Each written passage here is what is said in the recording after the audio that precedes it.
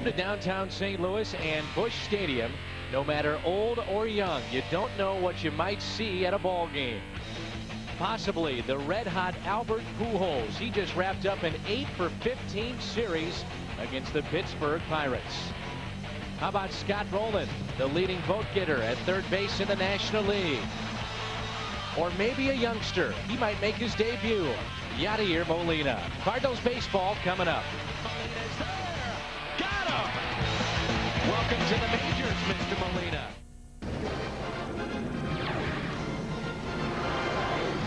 Big crowd expected tonight on this Friday night. It is a brief 3-game homestand for the Cardinals.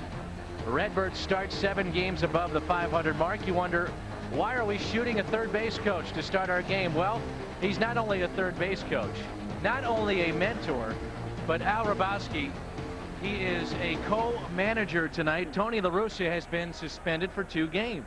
2 games, also fined. Same thing for Lloyd McClendon, the manager of the Pirates, over the 9th inning altercation. But I think Tony has great respect for his coaching staff. They'll do an excellent job, and wouldn't it be a little bit ironic if the Cardinals win and Tony is credited with tying Walter Alston for 6th place with his 2040th managerial win, and not even in uniform. Let's take a look at our Bank of America higher standards, and this is a guy that will be in the lineup tonight for the Cardinals. Made his major league debut last night, Yadier Molina. And boy, he was all over the place, and people were raving about him today at the ballpark. Very active. He can really catch and throw. We didn't know about his hitting, but he's off to a good start. 2 for 4 at the big league level. Boy, that's a Bank of America higher standard, and yes, he can throw. One of the things that stands out about Molina in talking with some of the players is that during spring training, this was a guy that primarily worked with the bullpen, so now he's getting his first taste of that starting rotation, and he was very calm with a guy that's been around for a long time last night, and Woody Williams. And you know, Woody Williams is the old fiery veteran that you know, is a little bit grizzled, calls his own game and does a lot of things, but he could kind of make life miserable for a young guy if he wasn't very confident, and I think they worked very well. And Molina passed first test. We'll take a quick timeout. We're at Busch Stadium. This is game 1 of this 3-game series on your home of the Cardinals all season long, Fox Sports Net. Pair of right-handers tonight, Matt Morris against Wade Miller. Cards and Astros coming up. We'll talk about that pitching pairing next on Fox Sports. 40,000 plus expected tonight here at Busch Stadium. Some of them filing off the Metrolink and making their way towards downtown St. Louis and Busch Stadium. It is a brief 3-game homestand for the Cardinals. Welcome back, Dan and Al with you. And good pitching pairing tonight when you talk about these 2 right-handers. Wade Miller going for Houston, Matt Morris for the Cardinals. Home runs have been a problem for Morris. First innings have been a problem for Matt Morris, but he hopes that he's got that corrected tonight. Well, he hopes he's got it corrected, and you know he's very capable of it. But Wade Miller is also a guy that probably the Astros are saying they would like a little more consistency, even at times when that big right-hander gets things going. Maybe 1 inning he'll kind of lose it, then he'll regather it. But Matt has been the first inning, been home runs. If he can solve that, he's a winner. How do you improve on the first inning? What does he need to do besides get out of it? Psychologically, that's what it is. Maybe you have to spend a little more time in the bullpen, but you really got to concentrate on the first pitch. You really have to concentrate on your 8 warm-up pitches when you move to the mound, and just go out there and attack. We're set to go. It's Matt Morris on the mound tonight for the St. Louis Cardinals. He'll face the Killer Bees. We're talking about Bagwell, a future Hall of Famer. Possibly Biggio as a future Hall of Famer as well. And the red-hot Lance Berkman. Cardinals baseball on Fox Sports Net is brought to you by Budweiser. Grab a cold, fresh Budweiser. It's game time. By the St. Louis Renaissance Grand Hotel, the official hotel of Cardinals broadcasts on Fox Sports Net. By Auto Tire. For the lowest bottom line price, you ought to go to Auto Tire. By Steak and Shake, real steak burgers and real milkshakes served 24 hours a day. And by Southwest Airlines, nonstop service to 59 destinations all across the country. Southwest Airlines, a symbol of freedom. It is a gorgeous night for baseball here in downtown St. Louis. We'll be here for about 2.5 days, and then it's off to the windy city of Chicago. Matt Morris will get the start for the Cardinals tonight. This is brought to you by Advance Auto Parts, and it's been a struggle at times this year for Morris, Al, with a record of 4-5. Well, it has, and it's very curious because he's 5th in the National League in innings pitched. He leads the league in allowing home runs, but that is contradicted by the fact he's tied for first for inducing the most ground ball double plays. It's just a question of leaving the ball up in the zone. A look at the Astros lineup is brought to you by Southwest Airlines. Craig Biggio, the age of 38, will lead things off, followed by Adam Everett having a fantastic year, the shortstop. Then Jeff Bagwell here in the first.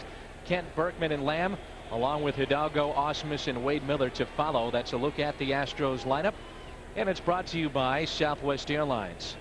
Home plate umpires Chris Guccione tonight. C.B. Bucknor at first, Eric Cooper at second, and Mike Riley is at third. That is lifted down the left field line and pulled foul on the first pitch of the game, up, and exactly what you're talking about there, Al. Well, you know, I mean, it just doesn't, he really has to be careful. Now he tries to quick pitch, and home plate umpire Chris Guccione calls time, but got to get under control early. 79 degrees at the start of this ball game. First inning runs 13 allowed. All of those have been earned in his 11 starts this year. Pulled left side, and there's an extra base hit for Biggio. He's on his way to second base, and it's a leadoff double for Biggio. Greg, a tremendous leadoff hitter. A look at the defense, as you just saw Scott Rowland almost come up with another dandy. Even he couldn't come up with a dough. It's brought to you by Auto Tire. Cedeno, Edmonds, and Sanders in the outfield. Roland Renteria, Anderson, and Pujols on the infield, and Yadier Molina is behind the plate. Here's the effort from Scott Rowland. Now, Scott, you can see how far he is off the line, so it's a reactionary position. You really have a step and a dive, or maybe even just a dive. This is a very good sacrifice man at the numbers 2 spot in this lineup. Their shortstop, Adam Everett. He's hitting .286 with 3 home runs and 12 RBIs, hitting for a better average. But here it is in the first inning, and it shows you what they think about Matt Morris. The fact that they know he can be a dominant pitcher, and if you have a chance to get runners in, you've got to take that chance even though it's in the first. I think it also says that they want to score and have that stat keep on playing on his mind. Bunted left side and rolls foul. 2 strikes. Now you can see Scott Rowland move back from his third base position, play a normal third base, and it's 0-2 the count on Adam Everett. Well, Everett, I think maybe even psyched out a bit because of Scott Rowland, the Gold Glover. As you mentioned, Everett outstanding at sacrificing, but maybe giving a little too much credit to Scott Rowland, saying I have to be too perfect. So it's still not a given that they'll take the punt off, but it's not as sure a thing as it was earlier. Swing and a miss, and a strikeout for Morris. His first tonight. 1 out, and it brings in Bagwell. Matt Morris has had inconsistency with his breaking ball, and really that one is kind of a lollipop way up in his zone and should have been hit. So the early he elevates his fastball. His curveball doesn't have the sharpness. He's tried to incorporate a changeup. That pitch has been up a little bit. Bagwell hits a rope out to deep right field. Sanders on the move, and he makes the play. Comes up with it and quickly gets it back in, and Biggio is not tagging up. He stays at second base, and it's a dandy out there in right field for Reggie Sanders. Reggie, and it wasn't a timing mechanism. I think he was fooled by it and then had to leap at the last second. Got to the outfield grass. That ball took off on him, carried a lot further than he thought. Biggio read it wrong because he thought that the right fielder was going to come up with it, or that it was going to be over his head. And he committed to third base. If it would have gotten over his head, if he was standing at the bag where he should have been, he would have scored. That ball gets away more than likely from Sanders. And boy, I saw Roger Cedeno hustling. Roger Cedeno was backing up third base, the left fielder on the ball to hit to Sanders out and right. Well, Jeff Kent has been seeing an awful lot of good pitches because of the man on deck, Lance Berkman. Berkman has been on fire. Al, that was your what, player of the month this last month that you voted for? Yeah, I voted for Berkman, but you see Kent not a slouch with his big long hitting streak. 18-game hitting streak on the line tonight. Hits it into deep right. Sanders backing up. He's got a play. He makes it. Matt Morris gets through the first inning. Pitches around that double by Biggio. After that double, it was a strikeout. Then he got Adam Everett with a curveball. Then a very good play by Reggie Sanders to take extra bases away from Bagwell. Then Sanders, a little easier play off the bat of Jeff Kent. No score here in St. Louis. Starter for the Houston Astros, Wade Miller. He has been a thorn in the Cardinals' side. He leads all pitchers in wins against the Cardinals over the last 5 seasons. He's had 8 wins against the Cardinals over the last 5 years, and he checks in with an even 500 mark at 5-5. And this is Marlon Anderson to lead things off for the Cardinals. 2 very good starting pitchers here, going head to head against 2 very capable teams, very similar teams. When I watch Wade Miller throw, I don't know if you feel the same way, but even his body kind of reminds me of Darryl Kyle a little bit, and the way that his motion is on the mound, and in particular when you see him spin a curveball, it's very similar to that of Darryl Kyle. Almost direct as he delivers it to the plate, not as much movement with the bottom half maybe. Yeah, you know, the body size and somewhat the facial resemblance a little bit. I know there's, you see DK, and these guys still constantly think about him. Edmonds has a tattoo now, DK 57 on his wrist. Bagwell says it's not a day that goes by that he doesn't think about his former teammate. And Darryl Kyle was a big influence on a lot of Cardinals and a lot of Astros. Yep. Here's a 1-2 pitch. Popped up into shallow center. Biggio is there. Berkman is there, and it's Craig Biggio who makes the play. Look at the Cardinals lineup. Brought to you by Southwest Airlines. The switch hitter, Roger Cedeno, bats second. Then Pujols, who's on deck. Scott Rowland, the cleanup man, leads the league in RBIs. Edmonds, Renteria, Reggie Sanders, Yadier Molina, and Matt Morris on the mound, batting ninth for the Cardinals. Haven't heard much about many mistakes that Craig Biggio has made defensively in the center field. Now, he does not have a great arm, but in watching him first week or 2 of last season, he looked a little bit uncomfortable taking some different routes to balls. But the folks with the Houston Astros will tell you he has not cost them any games defensively whatsoever. He has not caught or caused an error or committed an error, but he's running much better now. He's more comfortable taking charge in center field like the first pop-up. 2-0 pitch. Fouled back by Cedeno. Cedeno has had some good games in his career against the Houston Astros, his former team. It's 2 for 3 against Wade Miller. Balls behind here. 3 balls and a strike with Pujols on deck. Roger, much more popular player with his former teammates in Houston than probably with his Mets counterparts. I think the Mets guys got along with him, not their fans. Fans for sure didn't like Roger. He had fun with it though in that series. Guys were giving him all kinds of trouble on the bus, on the long bus ride over from the hotel to the ballpark. Some guys are made to play in New York and others aren't. Cedeno picks up the first hit for the Cardinals tonight.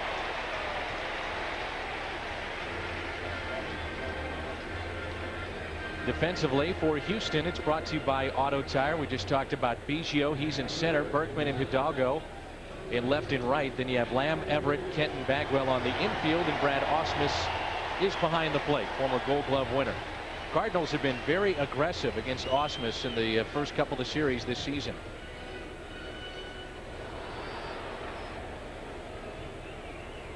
Here's Albert Pujols. We left for the road trip. He was under 300. We come back. Albert's at 317. To me, it's amazing in this era where strikeouts are so prevalent that Albert has struck out 16 times this year and has 17 home runs. You just don't think of a power hitter without thinking about strikeouts. No, and you know, a lot of guys now, a stat that they strive for is to walk more times than strikeouts. He's got more home runs than strikeouts. Unbelievable. They played very deep for Albert Pujols.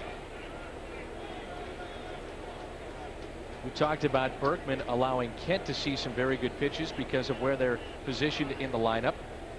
Well, how about Albert Pujols? You've got Scott Rowland on deck, so Pujols has a little bit of protection, which is good to see. Keeping a watchful eye on Cedeno at first. Well, you talked about it, how the Cardinals have been very aggressive against Ausmus, but you know they steal off pitchers, not catchers. Time is called by Pujols. It's a bit surprising. Here we are in just the early portions of June, and this is the 4th of 6 series between these two teams. Albert pops it up right side. That ball will get out of play. Matter of fact, the Cardinals are 5-4 against Houston this season, and after this weekend series, which I think this stinks, these two clubs won't see each other until September.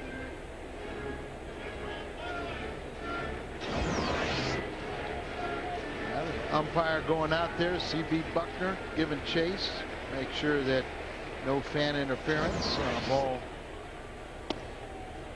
down the line. There's a little hanger.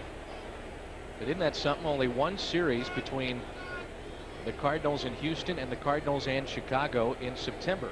You would think baseball would say, all right, these three teams are going to be going for the championship more than likely. As Pujols drills it into deep left field, but pulls it foul and into the upper deck above the Stadium Club here at Busch near Big Mac Land. Woof.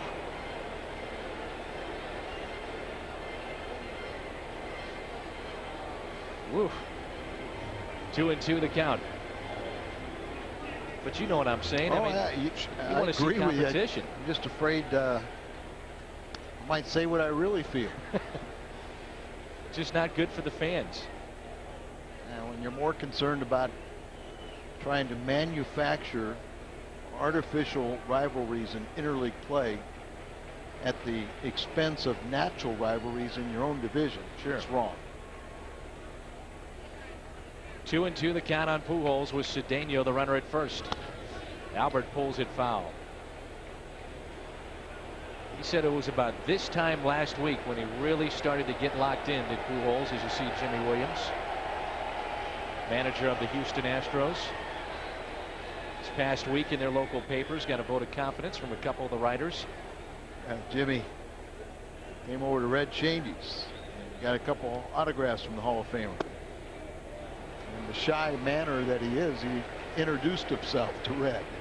And you know Red knows who he is.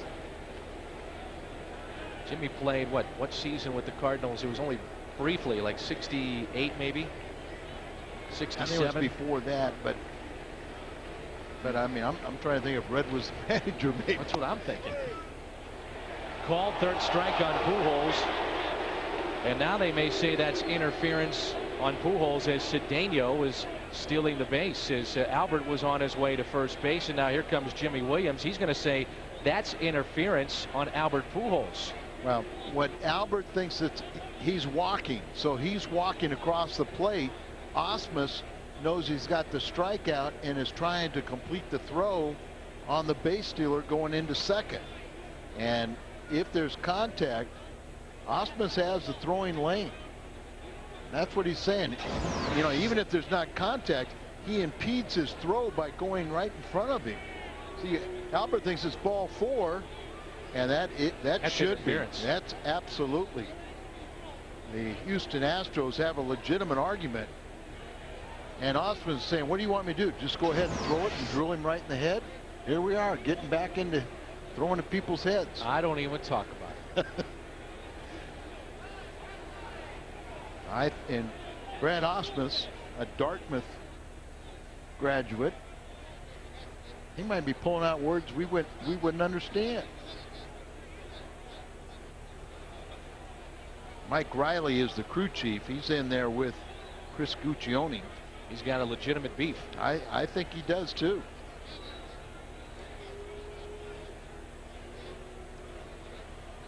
Albert thinks he walks, so he's going to walk across home plate as the catcher, and see, he stands right there. The only thing Brad could have done to accentuate it is to make contact with him. Not saying to throw the ball, but if he would have reached out with his arm and hit him, then I think it would have sold the case. And now what you get is a runner in scoring position for Scott Rowland, and he leads the major leagues with 55 RBIs. So you get a dangerous man at the plate and a chance to grab an early lead here in the first. 2 down after that strikeout of Albert Pujols. We're just underway here in game 1 of this 3-game series. Edmonds on deck if Rowland can extend the inning. And it's strike 1 on Scott. Didn't take him long to get back in the swing of things after getting hit on the helmet the other night. Has a current 9-game hitting streak with 2 doubles, a triple, 4 homers, 7 runs, 14 RBIs during this streak. 2 strikes now on Scott Rowland. Couldn't hold up. Well, Wade Miller kind of short arms a little bit like DK. And so he kind of, he throws the fastball right out of the shirt, but he kind of short arms it so you don't pick up the breaking ball until it's already released his hand in separation from his shirt. Count up 0-2 on Scott Rowland.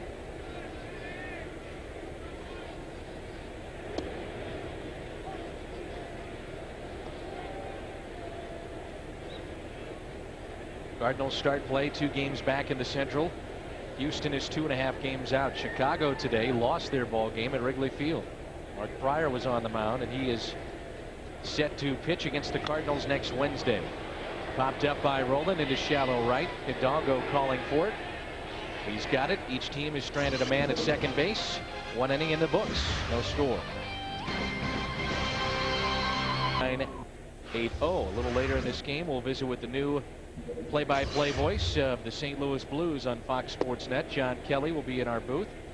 Looking forward to that. Looking forward to having him back in St. Louis. Here's Lance Berkman, switch hitter, off to a great start, hitting .351 for Houston. He'll be followed by Mike Lamb and then Richard Hidalgo. Of course, I remember Dan Kelly, the great Dan Kelly, not only the broadcaster for hockey, but when he did Cardinal baseball too. Mizzou football as well. I was in Highland, Illinois, where they used to have a big sports banquet at Michael's restaurant. And the first time somebody said, ask Dan Kelly to make his famous call, score call. And I'm going, what is this? He shoots. He scores. Yeah, I know, but I mean, from coming from California and not knowing anything about hockey or anything like this, it was like, people just start screaming. Oh, yeah. Here's a 2-2 pitch. He was, for all intents and purposes, the voice of many of the national games in Canada, so he's so well known north of the border in their Hall of Fame. Hockey Hall of Fame, a strikeout and a good sharp breaking ball there. Berkman. That was a good breaking ball that time by Matt Morris. Good to see them get Lance Berkman, a guy that has tore up Cardinal pitching this year. One of the premier players, and he's a switch hitter. He's an outstanding player, but Matt Morris got through the first inning. He's retired 4 in a row, but then you got to worry about a letdown in the second. But you can see he's focused, and how you do that is you almost go pitch for pitch, and you really concentrate. If it costs you an extra inning, so be it. Look at that breaking ball. He threw two very good ones to Berkman, and compare that to the two or more that he threw in the first inning that weren't as sharp. They were up in the zone a little bit. He's got life to the fastball. You know, he's throwing some changeups now. He does a little. He's out there pitching, but you can see he's focused and sometimes just getting by that first inning. Where Lamb is in the box, it's almost like his back foot, that left foot, is out of the batter's box. You'll see guys tear up that chalk line so they can get as far back as they would like to. There's a good breaking ball again, and it's spoiled by Lamb. 2 balls and 2 strikes. He is deep in the box. Remember a few years ago when Matt was relatively young, really coming up, and he was so hyper the first couple innings? Well, when you're hyper, one of the byproducts of that is you try to overthrow everything, and you would have a tendency to elevate your fastball. It's always one of the things to try to guard against. Now it's almost seemed like he's tried to back up too much. That is pulled foul. Back off too much to where you're not as aggressive, and it's sort of the same thing where you don't pull down on breaking balls. You spin it instead of like pulling down a lampshade. You're just casting, throwing your arm out there and thinking that it'll, get the job done. But when I see Matt Morris doing what he's doing right now, is very aggressive, getting the ball, really kind of in a rush, kind of getting his side, and then attacking hitters.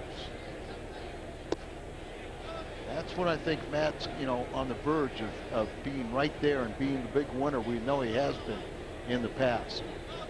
Lamb has put together pretty good at bat here. Spoiled some good pitches from Morris. The 3-2 lifted down the left field line and out of play.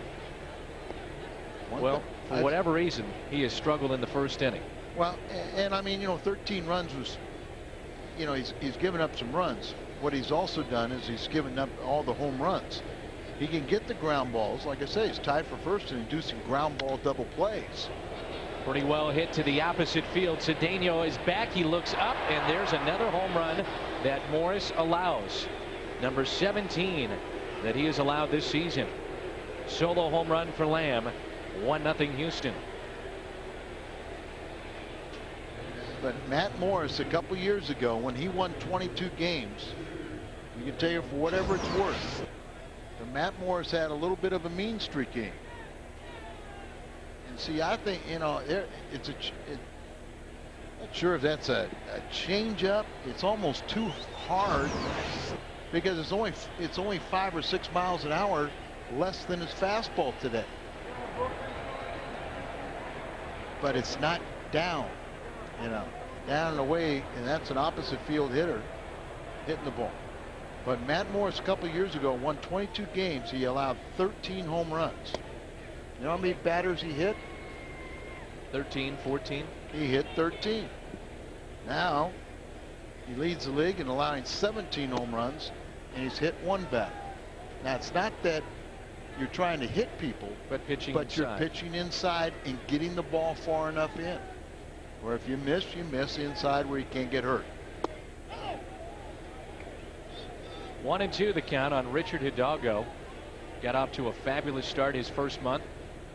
Tailspin last month, and he wanted just to turn the page on the month of May. Hitting .267. 2-2 the count.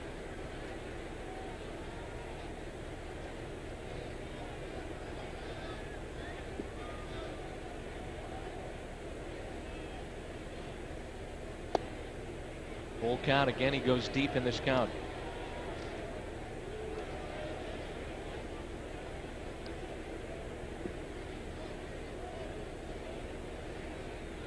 A little chopper and a foul ball. Another full count delivery coming.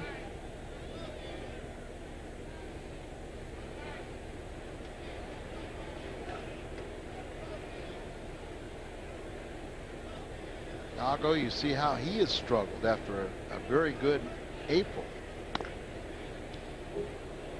We got two teams here that when they score first, more times than not, they will win. The Cardinals, when they score first, they're 21-5. Houston 22-7. 3-2 pitch. That's a good one. Gobbled up there by Rolen. Over to Pujols. There's 2 outs. Had him reaching for that breaking ball away and pulled it to the left side. I was talking with some people in the series against Pittsburgh and in New York, Al, and different people that have been around baseball a long time. And to a man, they all said the thing that separates Scott Rolen, it's not the backhanded plays, it's not his soft hands, it's how he moves to his left. They said they've never seen a third baseman with the kind of range to his left that Scott Rolen possesses. Traditionally, you say it's a reactionary position, that you have 1 step and a dive. For Scott Rolen, he can get 3 or 4 steps. Yep. And then, even if he's in an awkward position, his arm can do the rest of it for him because it's exceptional. Think about some of the great arms in the game. Vladimir Guerrero is one of them. Hidalgo in this game is another. But on the infield, I don't know if there's any better than Scott Rolen. Maybe Rafael Furcal. Atlanta shortstop has got a gun. Outside of Rolen, I'm not sure there's anybody else. Well, and you know, if for the old timers and our Cardinal nation, that was what made Mike Shannon a major leaguer, is his arm and his arm strength. 2-2 is hit to Scott Rolen. He settles. Strong throw over to first. Houston grabs the early lead. Mike Lamb, a solo home run, his 5th on the year, his 22nd RBI. 1-0 Houston against Matt Morris and the Cardinals. The Astros on top with a solo home run. There you see his numbers against Morris. That's updated. 3 hits, and they've all been home runs. 3 for 6 against Matty Moe. 1-0 Houston as we move to the bottom of the 2nd. This is Jim Edmonds. Mike Lamb has made it very difficult for playing time for Morgan Ensberg.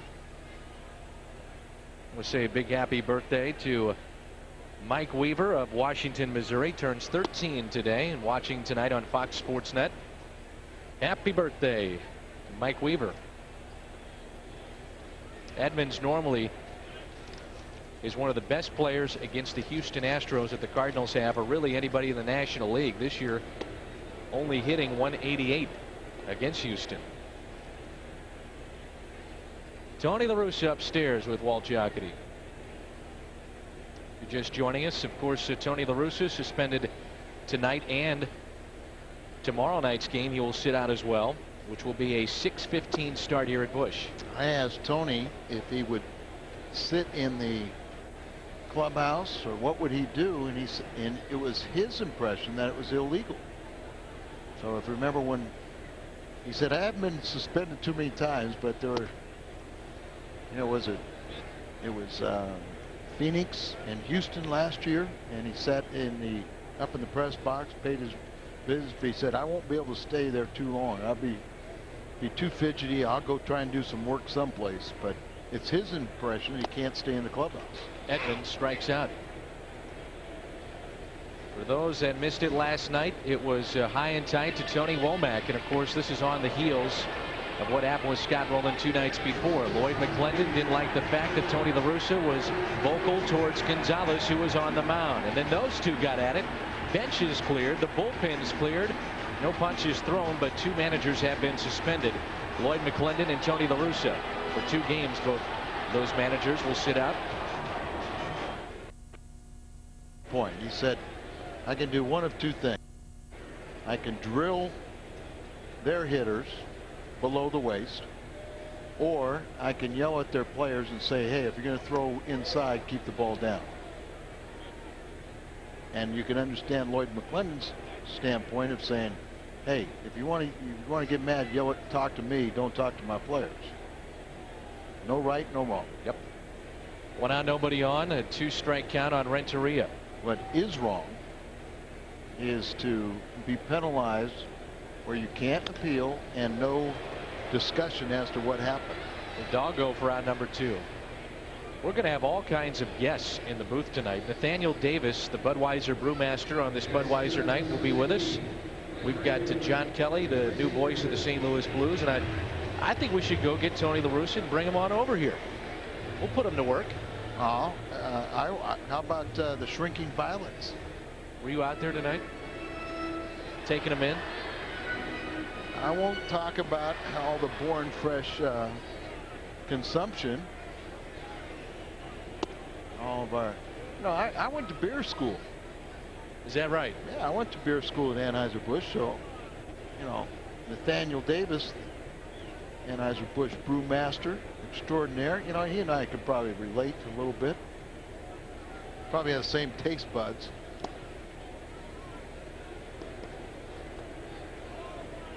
We'll put you to work with Nathaniel then.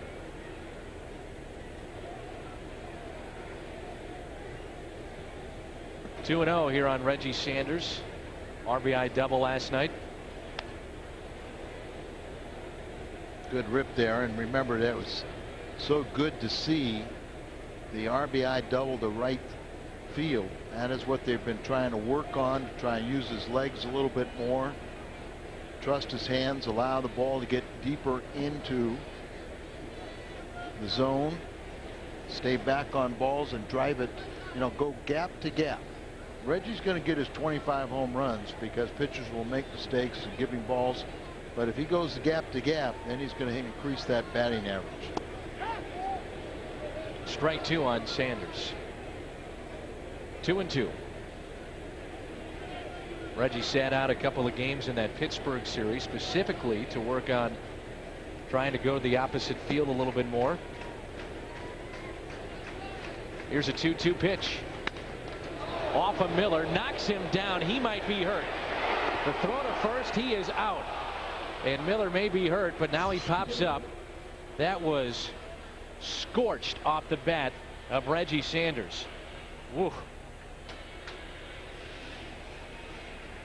We'll see if Wade Miller is all right when we come back, and also a visit with John Kelly, the new voice of the St. Louis Blues. We head to the third here at Busch Stadium, and it's our pleasure to welcome and say congratulations to John Kelly, new television voice of the St. Louis Blues. Good to see you back. It is awesome to be here, Dan. Thanks for having me up in your booth, and it'd be a thrill to be back in St. Louis, work with you and Bernie. It's going to be a lot of fun. What's been the reception like for you coming back to St. Louis? Of course, you know this town awfully well. Yeah, well, I know my family's very happy, and I hope other Blues fans are happy. It's a town that has always been very close to our family's heart, and my wife is from the area, so we're really happy to be back here, and it's a great opportunity to continue in the Fox family and announce Blues hockey. Wade Miller is at the plate, so it looks like he's all right after he took that shot back from Reggie Sanders. He's 7 for 20 this year, not too shabby, with a handful of strikeouts.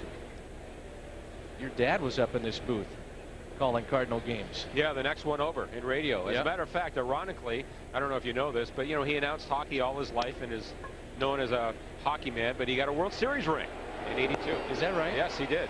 He never had a championship ring in any level of hockey, and he got one from the Cardinals when they won in '82. The transition for you coming back to St. Louis, and it's going to be awfully smooth, and we're awfully excited to have you back here in St. Louis with the Blues fans. I obviously doing the games, John. We run across each other throughout the season, and the folks come up to me and they're excited as heck to see you back in St. Louis. So this is going to be fun. Well, and I've had a great run in Colorado. Our team out there won 2 Stanley Cups, and I told my son today he was born in Tampa, and his team is in the finals now, and then in Colorado his team won 2 cups. Maybe we can bring some Kelly luck to St. Louis, and the Blues can win a Stanley Cup. It's going to happen someday, Dan. You watch, and let's just hope it's in the near future. How's Dan Kelly Jr. doing? He's doing fine. He's doing fine. Good. Voice of the Columbus Blue Jackets. There's a curveball in there for a strike to Biggio, who doubled his first time up. Count of 1 ball and 1 strike. Your history in this town, obviously your family is involved with the St. Louis Blues, but you are as well. And to come back, it just must be a thrill for you personally. Get behind that microphone, have a chance to call some great goals again. Thank you, thank you, thank you. That was developed because of a Brett Hall goal, and I know just from the aspect of doing Blues games, that has to be exciting for you.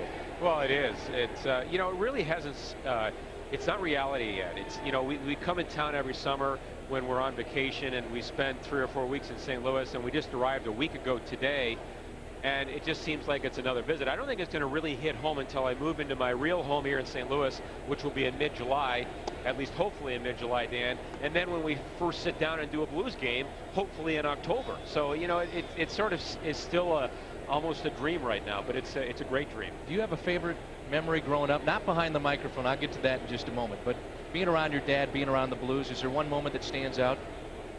Boy, you know, that's a tough one. There were so many great ones early on when they went to the finals our first 3 years.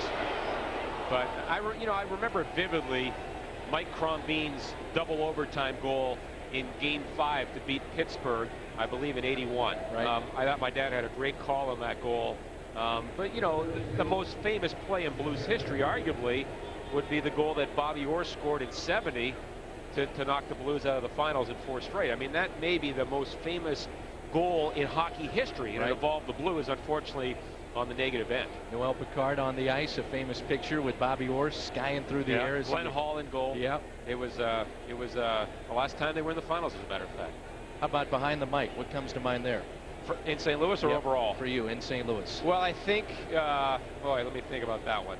You know, I was only here for 3 years, so it wasn't. Brett Hall goals, so it got to come to mind. Yeah, you know, I don't want to pick one goal. The goal that I actually sort of started my signature call with, the goal he scored in double overtime in '92 was a huge goal. But I'm just going to say, Dan, the year before in 1991, when Brett had 86 goals, it was a phenomenal year, and I don't think we'll ever see 86 goals again, at least not in the near future. Bagwell pulls this one foul with 2 runners on. Because I'll tell you what, he didn't have, in that season, he didn't have a shorthanded goal nor an empty net goal, and he scored 86 goals. I'm telling you, he could have had 100 that year. That's how great a year it was. From the outside looking in, and you weren't involved with the Blues day to day the last few seasons, but what's your impression of the team right now? You've got a cornerstone guy in Chris Pronger. Looks like Al McInnes is going to retire, but there's some good talent on this team. What's your impression of the St. Louis Blues? You know, they've been an elite team in the last, 10 years, 15 years. They, for whatever reason, haven't been able to put it all together. You know, they lost to the Avalanche in '01 in the conference finals, and their goaltending let them down. They didn't get a big goal from Dmitry Tkachuk at the right time. So, you know, they've been there. They just haven't had everything come together at the right time. But, Dan, as you know, it's so tough to win in any sport. And, for example, this year in hockey, you have 2 teams in the West, Detroit and Colorado, that have veritable all-star teams, and they didn't even get to the Western Finals. So it's just tough. You just have to get lucky and have everything come together. But, you know, I think that the basics are there. You know, I really like their defense. Hopefully McInnes won't retire, but we know his eye's in tough shape. But they've got a really good young defense and some good forwards. So, you know, hey, the basis is there for this team to be an elite team again. 2-2 is the count on Bagwell with 2 runners on. And he hits it left side. Renteria can't knock it down, and Biggio is going to score, and it's 2-0. Houston on top here in game number 1 of this 3-game set. 3 consecutive hits after he got the pitcher Miller to ground to short, and it's 2-0 Houston on top with Bagwell's 33rd RBI.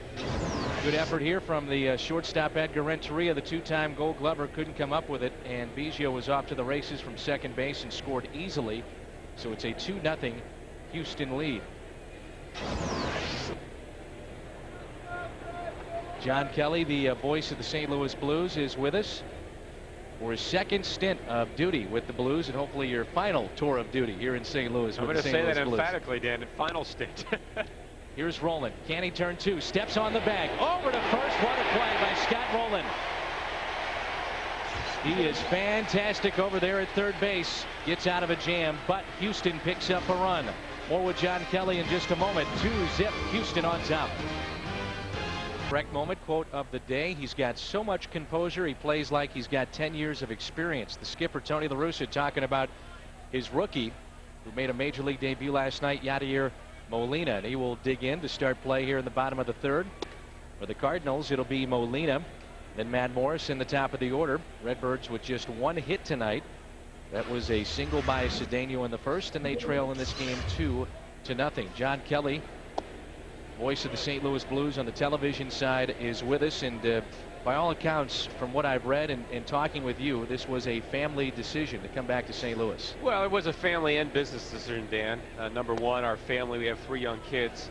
They're 8, 7, and 3, and my wife, as I said, is from here. So we really wanted, when the opportunity came up, we really felt that moving back to St. Louis was in our best interest, as they like to say. But at the same time, the people at Fox Sports Midwest made me a generous offer, and the Blues made it known to me that they really wanted me to come back. So it was a combination as far as my decision. For anybody that gets behind a microphone to call whatever sport you're talking about, there's Chris Kerber, the radio voice of the St. Louis Blues, and whether it's hockey or basketball or baseball, like I have a chance to do, but you grew up again with one of the true legends of broadcasting with your dad. I mean, what was that like for you growing up with Dan Kelly, being around that, kind of feeding off that, if you will, a little bit, and just the idea of having a Hall of Fame broadcaster in your living room, and you could bounce things off him anytime you wanted?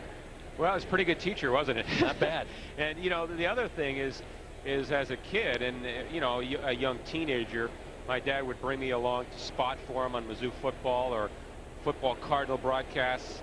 And when he wasn't there, he would fill in or do half the season. And then I'd get a chance to work with the likes of Jack Buck or Bob Costas. So, I mean, how many young guys, aspiring broadcasters, Dan, get a chance to work and obviously live in the same house and have your dad be recognized as one of the very best, and also have a chance to rub shoulders and work a little bit with the likes of Mr. Buck and Mr. Costas. It's a pretty good training ground, I'd say. Not bad at all. How about this play here from Jeff Bagwell, John? We talk about guys that are tough and rugged in the game of hockey. He's playing with a sore shoulder, not even 100%. That is a fantastic effort there by Jeff Bagwell. And we're back to the top of the order with 1 out. It's Marlon Anderson. Marlon is playing second base tonight with Tony Womack on the bench.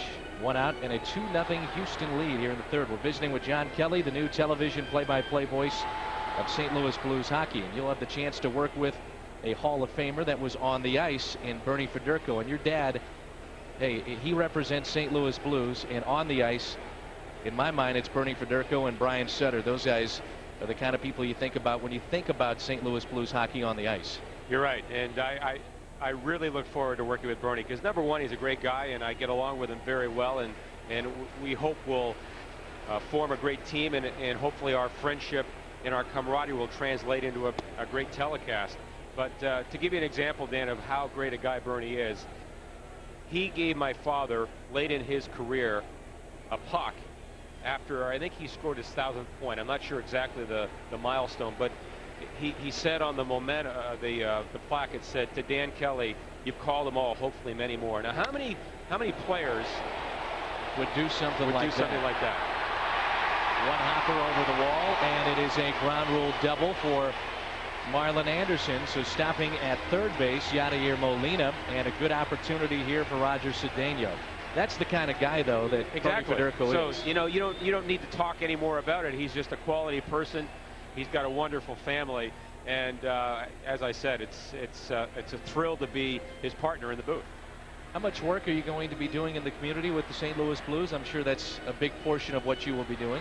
I'll do as much as they want, Dan. You know, when I was here in 89 to 92, I think I was out 2 or 3 times a week, and I enjoy it a lot, and I look forward to meeting the rabid Blues fans that are all over the bi-state area. We have fans that follow the Cardinals, they follow the Blues, and one of the questions that I get asked most, will there be hockey next season? What's your gut feeling there? Well, I'm going to cross my fingers, but you talk to coaches and the players and the general managers and the people in the know, and they all paint a rather bleak picture right now. But hopefully a lot of that is pre-strike, pre-lockout posturing, and cooler heads will prevail. But you know, I hope for the game of hockey, not for, you know, John Kelly or the players or anyone else.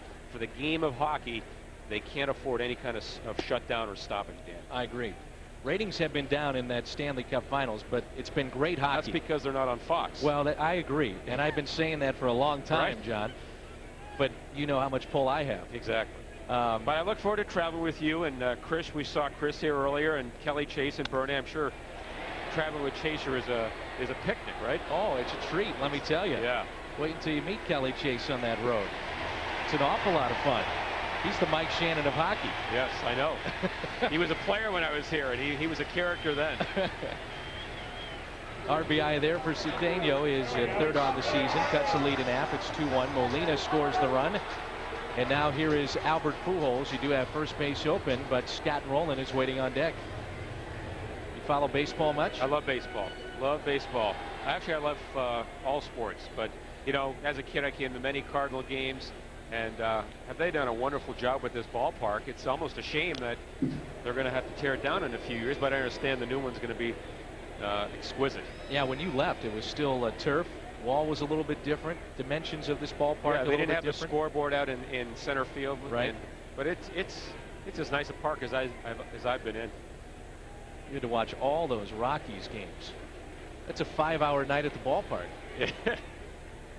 Your producer Mike Kelly knows about that. Yes, he does. That's a great park though out in Denver. Coors Field in Denver. 1 ball, 1 strike here on Albert Pujols. Albert struck out looking his first time up back in the first. Marlon Anderson is the runner at second base with 2 down. You're in the bottom of the third. I bet for your mother this has got to be just a thrill to see you come back home. I would hope so. It happened a few days before Mother's Day, so it was exquisite timing. Perfect. No, she's really happy. Very happy. Well, she could care less about you. She's got the grandkids to worry about. Exactly. See what Pujols can do here. The 2-1 pitch taken outside. How would you like to have him on defense for the Blues, Dan? I was thinking about that. You know? I'd take the guy on deck too. Put him with Barrett Jackman and you'd never have a goal scored against you. I'll just get in the brawls and throw him out there. You know, Yeah. He'd be my enforcer. He and Scott Rowland. 3-1 pitch here to Albert Pujols. Ball 4. Now you've got the major league leader and RBI stepping in with runners at first and second. And that's Scott Rowland. 2 walks in the inning. The first came around to score in Molina. Rowland flied to right his first time up. Hockey's not too far around the corner. A couple months off and then boom, we're back at it.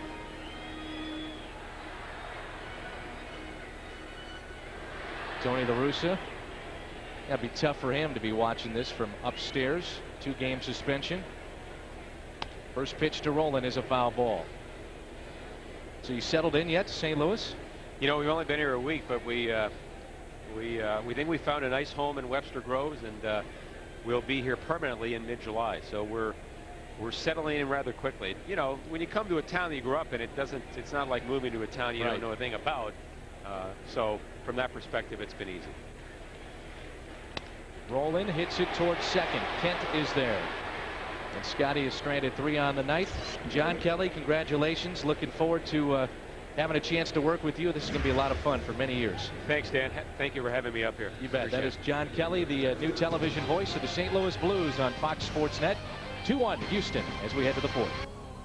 Lance Berkman will lead things off, top of the 4th. Hopefully you enjoyed our conversation with the new TV play-by-play voice of the Blues, John Kelly. Berkman struck out his first time up. He'll be followed by Mike Lamb, who has a solo home run, and then Richard Hidalgo. It's 2-1 Houston here in the 4th. Good guy, John Kelly. Great to see him back in St. Louis. And great to see. I missed you, Al. You were gone for that whole inning. I know. But you're back. I was up there straightening out the world, you know. Sounds like you were with the brewmaster. I was. I'm with the brewmaster. Got some hops coming down here for you. Excellent. Of course, I had the finished product. So that means you were actually doing something productive away from analyzing Cardinal baseball. Yes.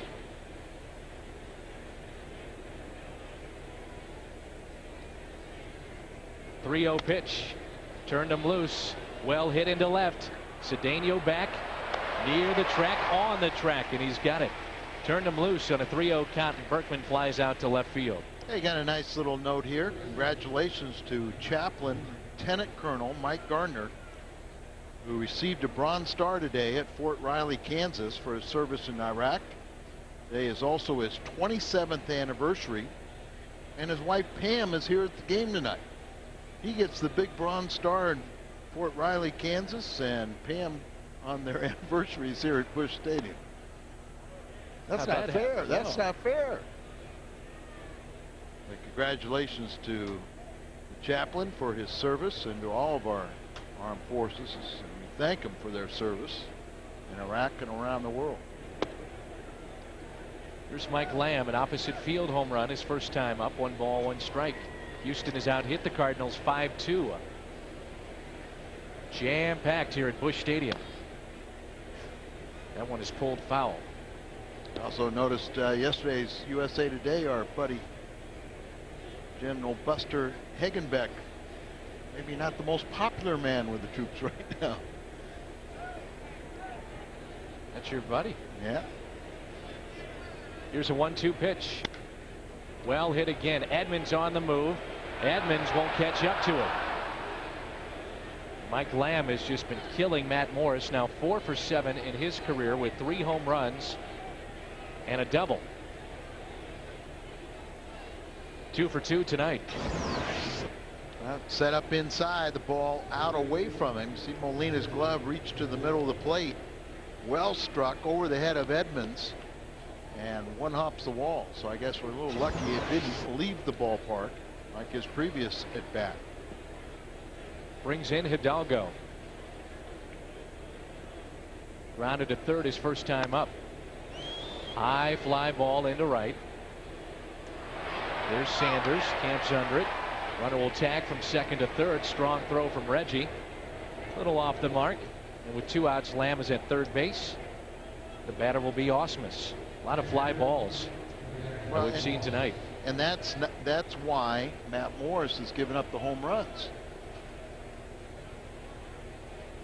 How about this day in baseball history? Brought to you by Schnucks. 1943. Mort Cooper throws back-to-back one-hitters, defeating Brooklyn on May 31st and Philadelphia on June 4th. This day in baseball history.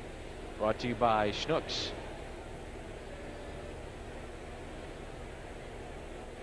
Ausmus grounded to third his first time up. See if you can read my mind. There's one pitcher in Major League history that did better in back-to-back games. A Cardinal? No, he's a Reds pitcher. Johnny Vandermeer. Oh. The only one to have back-to-back no-hitters. What'd Jimenez do? No-hitter, one-hitter? Well, that was the bad side for Randy Johnson. Yeah. No-hitter. He was no-hit, and then he was one-hit. And then I think it even went to a 2-hitter and a 3-hitter, and he lost all 4 of those games just pitching brilliant baseball. Here's a 1-2 pitch.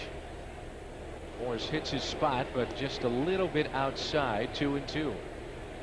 Well, you really like how Molina receives the baseball, just so comfortable back there. Very smooth.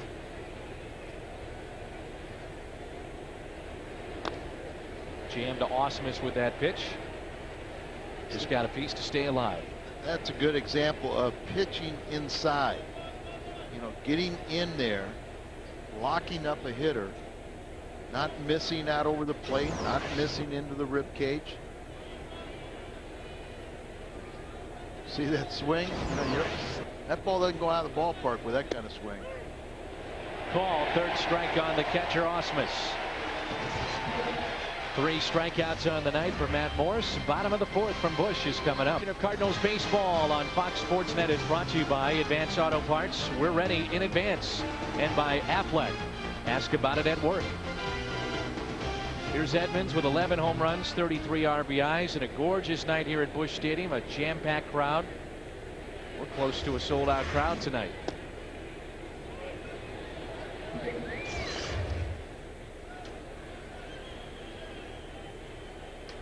Edmonds struck out his first time up.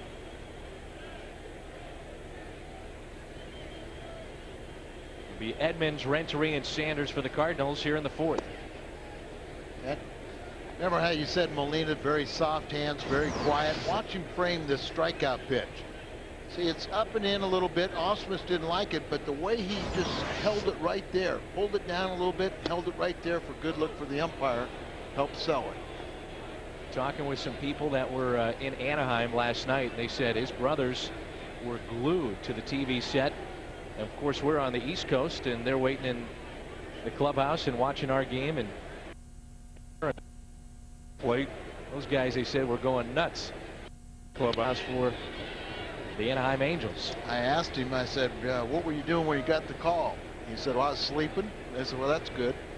He said, you talked to your brothers? Big grin on his face as he called his 2 brothers that are catchers in the big leagues. So 3 brothers in the big leagues, all catchers. His 2 brothers would play for the Angels. Benji and Jose Molina. 2-2 is the count on Edmonds. Cardinals only have 2 hits tonight.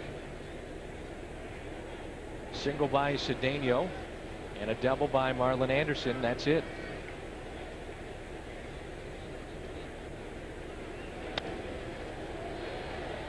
Popped out of play and foul.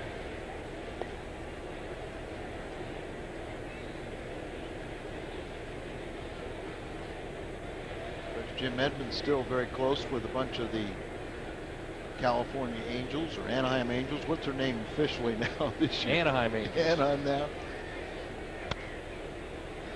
He was talking about Percival, their closer, and said if he needed another operation, he was going to retire. Garrett Anderson is one of outstanding outfielder with the A's, or with the Anaheim Angels, who is injured. He has a neck problem. He's got all kinds of injuries. Yeah, he's a very close friend of Jim's. You mentioned Troy Percival. He started this season, I believe, at 283 career saves, and now Edmonds pulls it, and that is a foul ball. The other day, Mariano Rivera picked up number 300. I would think that he is going to be a Hall of Famer for a couple of reasons. Rivera, number one, he plays in New York. That's going to help. And number two, you look at his postseason records, and he's just about unhittable. You talk about a guy shutting the door at tense moments and key points in games, and Rivera has done that in his career. I think you are correct, and yet that is going to be a real subjective position, relief pitching, for the Hall of Fame. Only 3 are in there right now. And well, Wilhelm, you've got Eckersley, right, and I know the other one. I do too. I can't think of it right now, but there's 3. Fingers. That's it. But what is what is different about this guy? They all had, like Raleigh had close to 100 wins as a starter. Eckersley had 2 distinctive careers. One as a starter, threw a no-hitter, won 20 games, resurrected as a very effective and efficient, closer. But for the guys that are true closers, it's not going to be, like Lee Smith, the all-time save leader, is not in. And many people believe he won't go into the Hall of Fame. Others believe he will. You've got to wonder if 500 home runs is going to be the benchmark.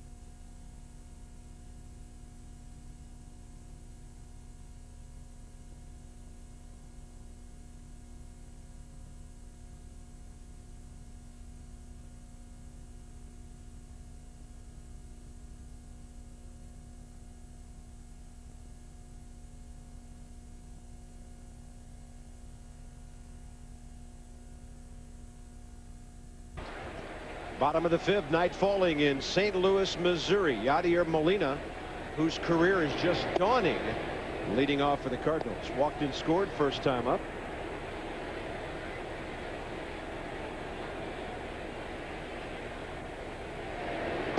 He said he was not nervous before the game yesterday. Got a little jittery a couple of times during the game. What a game he had. You've already mentioned offensively what he did, but he tagged a guy out at home plate. He threw a guy out that was trying to steal. And the thing that Tony La Russa was most proud of was how he worked with the starting pitcher, Woody Williams. Well, what helped him do that was what helped him tonight. He watched 1 hour's worth of video of Matt Morris along with their everyday catcher, Mike Matheny, trying to figure out what to do. Walked him again to lead off an inning. Second time that's happened tonight. Albert Pujols has a wonderful lady working with him. His wife Deidre, she's with Kyle Peterson. I'm with Deidre Pujols right now. Deidre, a couple weeks ago, you had a brief conversation with Mitchell Page that has gotten a lot of attention here. Tell us what you and Mitch talked about. Well, like I told you before, it was just really in passing that I had mentioned something about Albert hitting, because Albert and I spend hours watching tapes from the past 3 years just to see mechanics and the different things he was doing, and you know, I'm just as much into it as he is. So I just happened to mention to Page a couple of things about his stance and his arms that I had noticed, and it was kind of, you know, a joking thing, but I was a little serious. And so I don't know, I guess he felt good that day and gave me some of the credit, but there are a lot of people involved in helping Albert through that slump.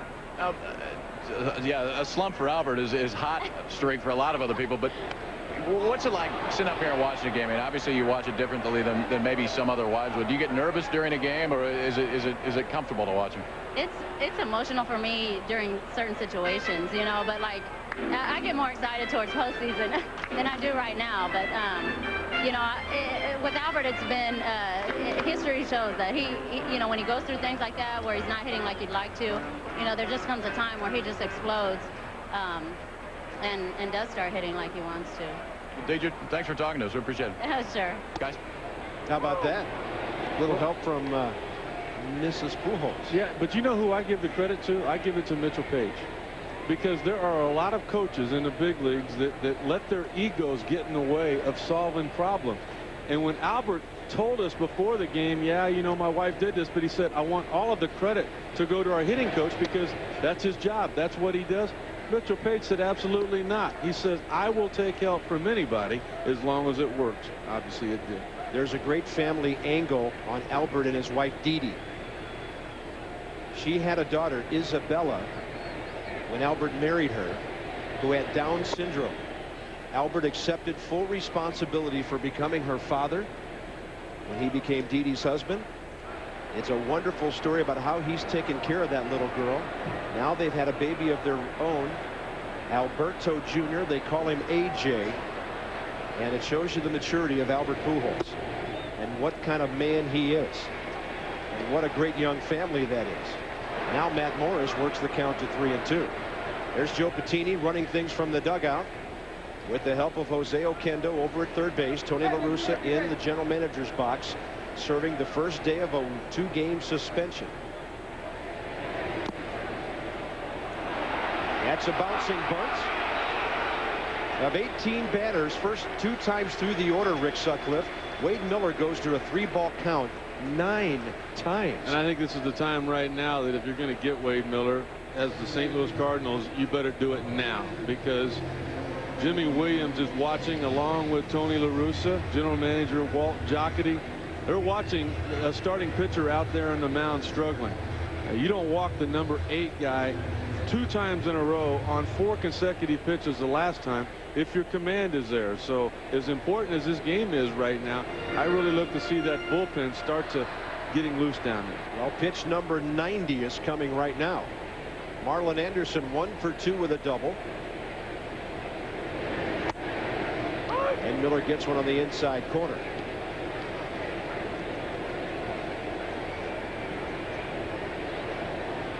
Marlon Anderson drafted 2nd round by the Phillies 9 years ago out of the University of South Alabama. collegiate program that also produced Luis Gonzalez. They got jammed by that big curveball, 0-2. Take a look at the pitches right now. You can see that second inning, even though he only threw 14 pitches. I mean, he just keeps continuing to build. He's here in the 5th inning. It should be an easy inning. The 8th guy leading off. I mean, you got a chance to get out of there, and then you walking, putting a man into scoring position. The reason that 2nd inning was so easy was because that's when that line drive came off the bat of Reggie Sanders, off the hand of Wade Miller, eventually to the shortstop for 3 up, 3 down. He's got Anderson 0-2 here with the tying run at second base, 1 out. Houston has out-hit St. Louis 8-2, but it's only a 2-1 game. He pops up Anderson. Osmus back to have a look. And you could pretty much tell that one was going into the seats. Brad Osmus never took off his mask. The Astros, why they have 8 hits and only 2 runs? They're 1 out of 8 with runners in scoring position tonight. And if St. Louis comes back to tie or take the lead in this game, they'll be thinking about a lot of wasted opportunities against, at least compared to the past, a soft tossing Matt Morris. 0-2 to Anderson. You give Matt Morris a lead, his game might turn around in a hurry.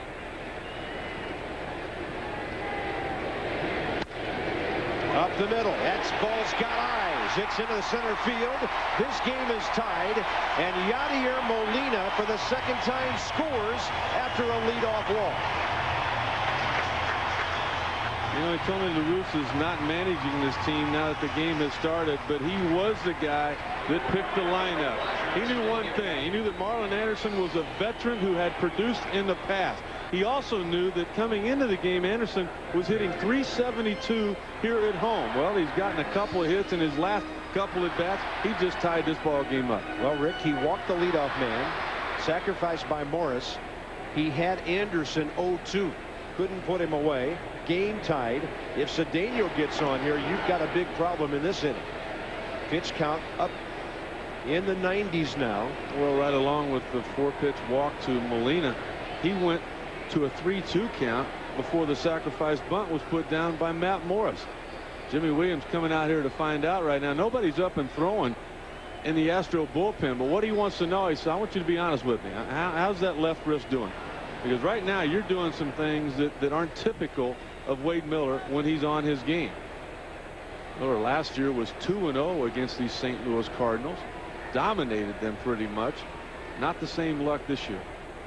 This copyrighted telecast, presented by authority of the Office of the Commissioner of Baseball, may not be reproduced or retransmitted in any form, and the accounts and descriptions of the game may not be disseminated without express written consent. You can be a part of Major League history. Help select the starting lineups for the All-Star game. This one counts. So does your vote. Log on to MLB.com. Cast your AmeriQuest All-Star ballot. 19 batters, 93 pitches. Roger Cedeno, the batter. He's got a base hit and a sac fly. Anderson started off first and then stopped, and it's ball 1.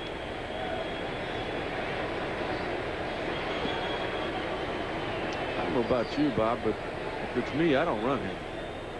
I mean, you've got speed at home plate with Cedeno. Not with him struggling. He's not going to ground into a double play.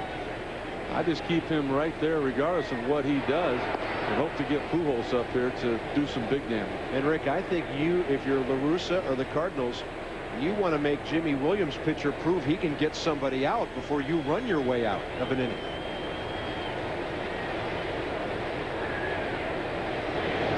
This ball lined to center. It will be down in front of Biggio. Now the plot thickens for the Astros in this 5th. A run in, 2 on, 1 out. Pujols and Roland, the next 2 batters. Well, I think now Jimmy Williams has got to figure out somebody to get up and start throwing in the bullpen. The pitch count catching up with Wade Miller. He might be in a little bit of pain from that line drive off the bat of Reggie Sanders, and here's an opportunity here for the Cardinals and Albert Pujols to apply some more pain. They've doubled their hit total in this inning. First time they've had 2 hits in any frame tonight. Pujols 0 for 1 with a strikeout, a walk, and the bullpen is getting busy. Chad Harville just recently activated from the disabled list, up and starting to throw. This is where Pujols gets you. I mean, these teams are going to see each other 19 times this year, and the way the schedule is set up, you're going to have back-to-back outings against each other. And the more Albert Pujols sees of you, the more authority he's going to hit the baseball with. We saw a lot of Wade Miller with a 2-home-run game in Houston last Saturday night. He's gone deep 6 times, half of his total hits against Miller out of the yard.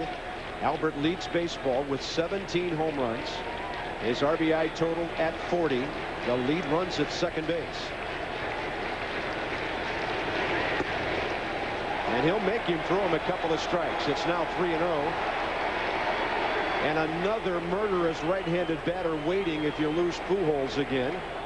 And that's the major league's leading RBI man, Scott Rowland, with 55. They've combined for 30 homers and 95 runs batted in.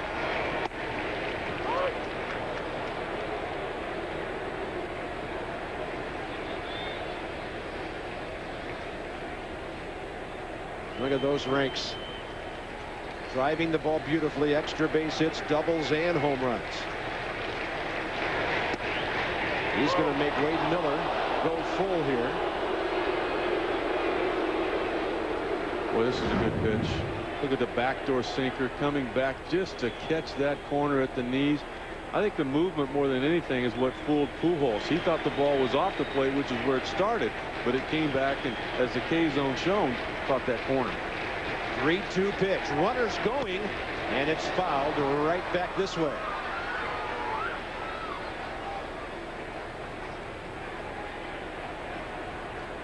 Cardinals getting a little aggressive here with 1 out. They've got 2 speedy guys on base, and you know the Astros are so occupied with who the batter is. Jose Oquendo coaching over their third, bringing Anderson his way, and Cedeno down to second. 3-2 again. Instead, a step off and a look at Anderson. Wade Miller has now gone over 100 pitches in 4 1/3.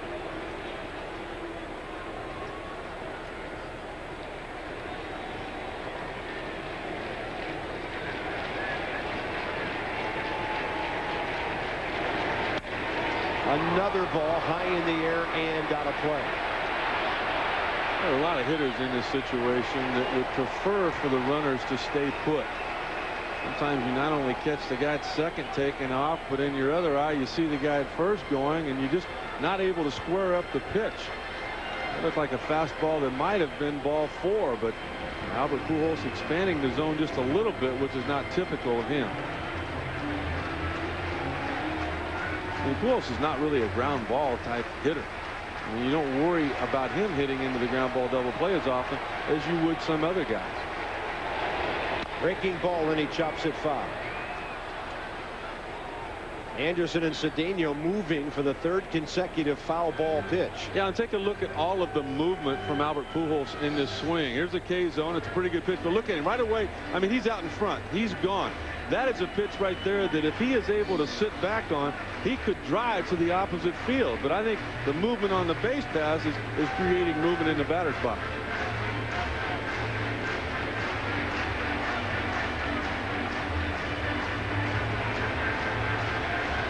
Cincinnati batting in the bottom of the 9th, trailing at home. There's a game to be gained for the winner of this game in the NL Central tonight. Another long at bat. This is pitch number 9 coming up between Wade Miller and Albert Pujols.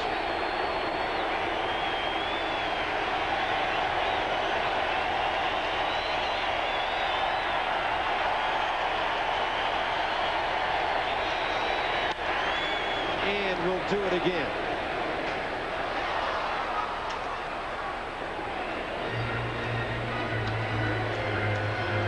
The ultra-competitive NL Central with Cincinnati on top by 2 over the Cardinals. Reds have won 3 straight. St. Louis 4 straight. Astros a half game behind. Cubs lost today. Brewers and Pirates fading just a bit. Yeah, but I tell you what, that's still amazing what those two teams at the bottom have been able to do, to hang on and to be right at 500 in one of the tougher divisions in baseball. This is another ball heading for the upper deck. The club level, actually.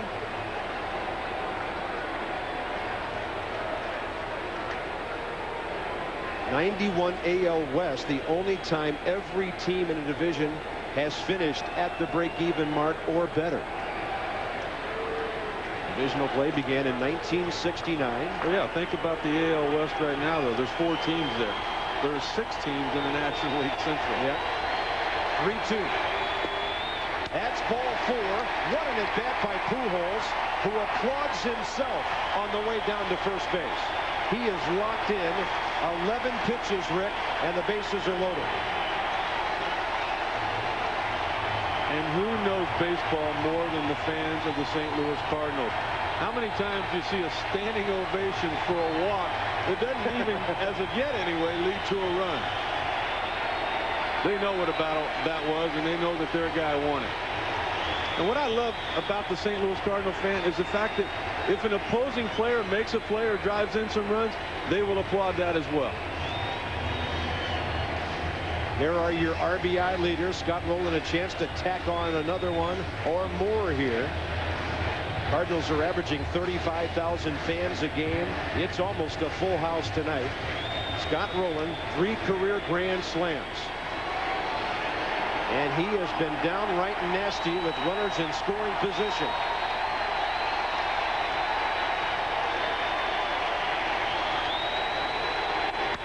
Up the middle, base hit. That will score 2. St. Louis takes a 4-2 lead. And Scott Rowland delivers again. 57 RBIs.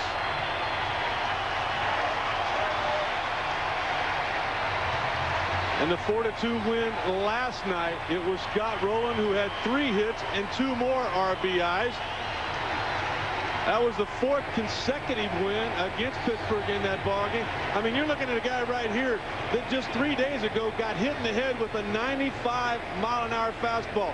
Even his manager appreciates his third baseman. You're not supposed to cheer in the press box, but it's okay. 40,000 plus out of their seats a moment ago as Scott Rowland delivered again. 4-2 St. Louis. Cardinals into the Houston bullpen here in the 5th inning. They'll take on Chad Harville, who came over from Oakland in exchange for reliever Kirk Saarloos. That was back on April 16th. Just came off the disabled list when Andy Pettitte went on the DL the end of the month of May. For the moment, Brandon Duckworth has replaced Pettitte in the starting rotation. And Harville will face Jim Edmonds 0 for 2 with a pair of strikeouts. 4 1/3 innings for Wade Miller. Responsible for 4 runs, maybe 2 more. And he threw well over 100 pitches. 4 walks, including the number 8 man twice, leading off an inning, and he scored both times. Difference in the ballgame right now. Chad Harville back in 1997 was a 2nd-round draft pick by the Oakland A's out of the University of Memphis. One of their top prospects for a long time until eventually they just got frustrated with the injuries. He was on the DL earlier during the month of May with a right hamstring strain.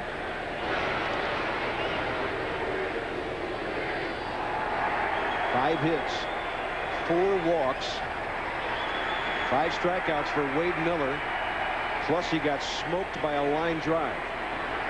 He could be responsible for up to 6 earned runs here. And he just doesn't look right mechanically. I mean, no, those aren't numbers.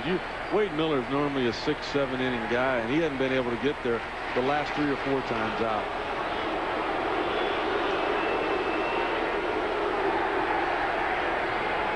Wade Miller's last 4 starts, 5 2/3 twice, 5 innings, 4 innings, and now 4 1/3 tonight. You are right on target. This is where a pitching coach has to do some teaching. I mean, there's something there that's missing because his command is too good when he's right. 2-1 to Edmonds. The other aspect of this inning is you have a defensive ball club that has been standing around out there for 20 minutes or so. watching 2 walks, 3 hits. And if they're not their sharpest, that could cost you an even bigger inning.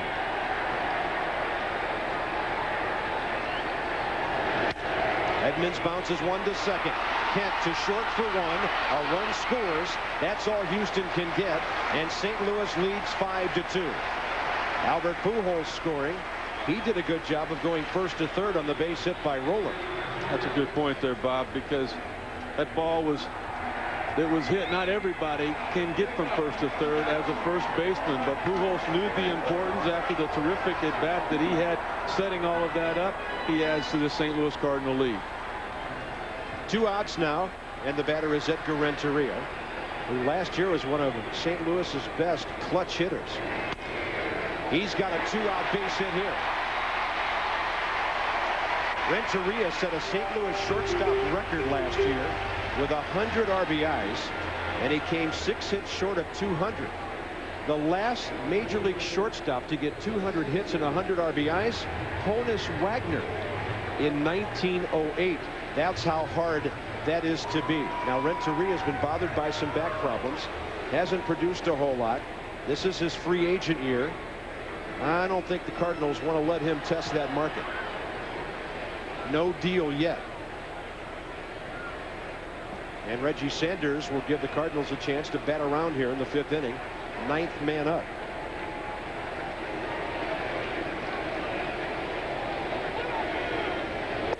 He asked for time. Chris Guccione gave it to him, and then Guccione moved out so the pitcher could see it, but Harville was already into his delivery.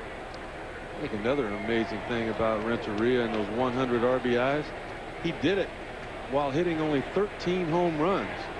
I mean, there's guys that drive in 100, but they hit 35 home runs, so they're able to jog around the bases. That's a lot of clutch hitting to get that many runs driven in. That is pitch number 34 of this inning. That's how many pitches the Houston defense has stood out there and watched. While St. Louis has scored 3 runs, they've had 6 men on base in this inning.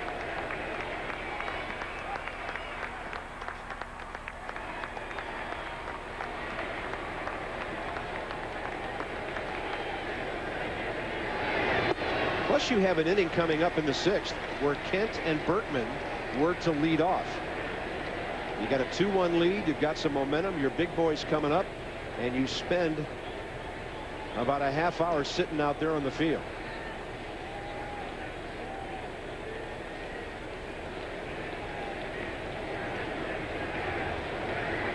Edgar Renteria wasn't too happy to see Wade Miller go. He singled on the first pitch.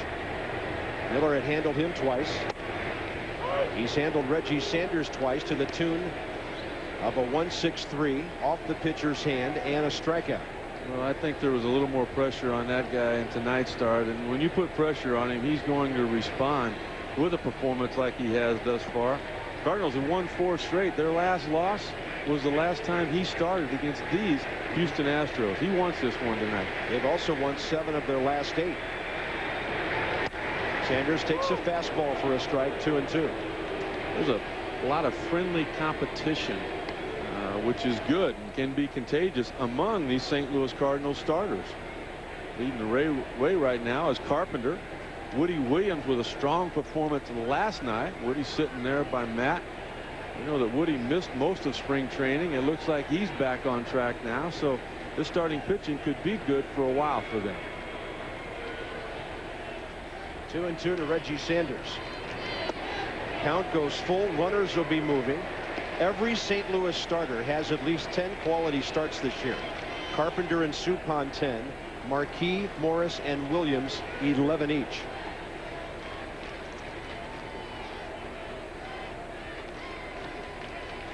Edmonds at second. Renteria at first. Good speed by both, and they'll be off and running here. Breaking ball strikes out Reggie Sanders, and a long 5th inning over. St. Louis gets 3, 2 of them on the swing by the major league's leading RBI guy. 57 now for Scott Roller. ESPN's Major League Baseball, brought to you by Baby Ruth from Nestle, the real deal, and Bank One, where you get individual answers. Find the credit card that fits you best. Top of the 6th inning here under the shadow of the Gateway Arch at Busch Stadium in St. Louis. Jeff Kent against Matt Morris. 1964 brought a couple of really nice gifts to this city. The completion of the Gateway Arch and a world championship for the Cardinals at Old Busch Stadium. Led by Bob Gibson and Lou Brock, Kenny Boyer, a young Mike Shannon. Big swing and a miss on a huge breaking ball by Matt Morris. And Rick, Matt Morris sat around for a long time that half inning. What's the most important thing for him here, top of the 6th, now that he's got that lead? Well, he's already done it. That was to get to the mound as quick as he could to get as many warm-up pitches as possible. And he did that. And what I like is right along with what we talked about in the pregame, he threw a lot out of the stretch in the bullpen. He threw a couple of pitches out of the stretch while he was warming up in this inning. Oh, my. Jeff Kent, see you later. Well up into the mezzanine, and Houston's on the board with his 9th of the year. I think you could call that a hanger. And Jeff Kent just knocked it way out of here. Well, you had him right where you wanted him. All you had to do was get the breaking ball down. He missed with the fastball in, but this ball is going to hit the roof of the K zone, as you mentioned earlier, and then it's eventually going to almost hit the roof if they had one here at Busch Stadium. You can't do that to a hitter as good as Jeff Kent. Right under the Stadium Club, 5-3 ball game now. And Matt Morris has now given up 18 home runs this year. Strike one to Lance Berkman, and be careful here. He could go back-to-back on you in a hurry. That's a 19-game hitting streak, by the way, for Jeff Kent. It becomes the 3rd longest in the National League this year. Jason Kendall's 20-game streak came to a close in Chicago today. Danny Bautista of Arizona had one from April 7th till April 30th of 21 games. So Jeff Kent is on fire, and that's his 42nd RBI. Morris throws a strike, 2 balls, 2 strikes. I think it's been more like a 10-year hitting streak for Jeff Kent. Amazing numbers. When didn't he hit, you know?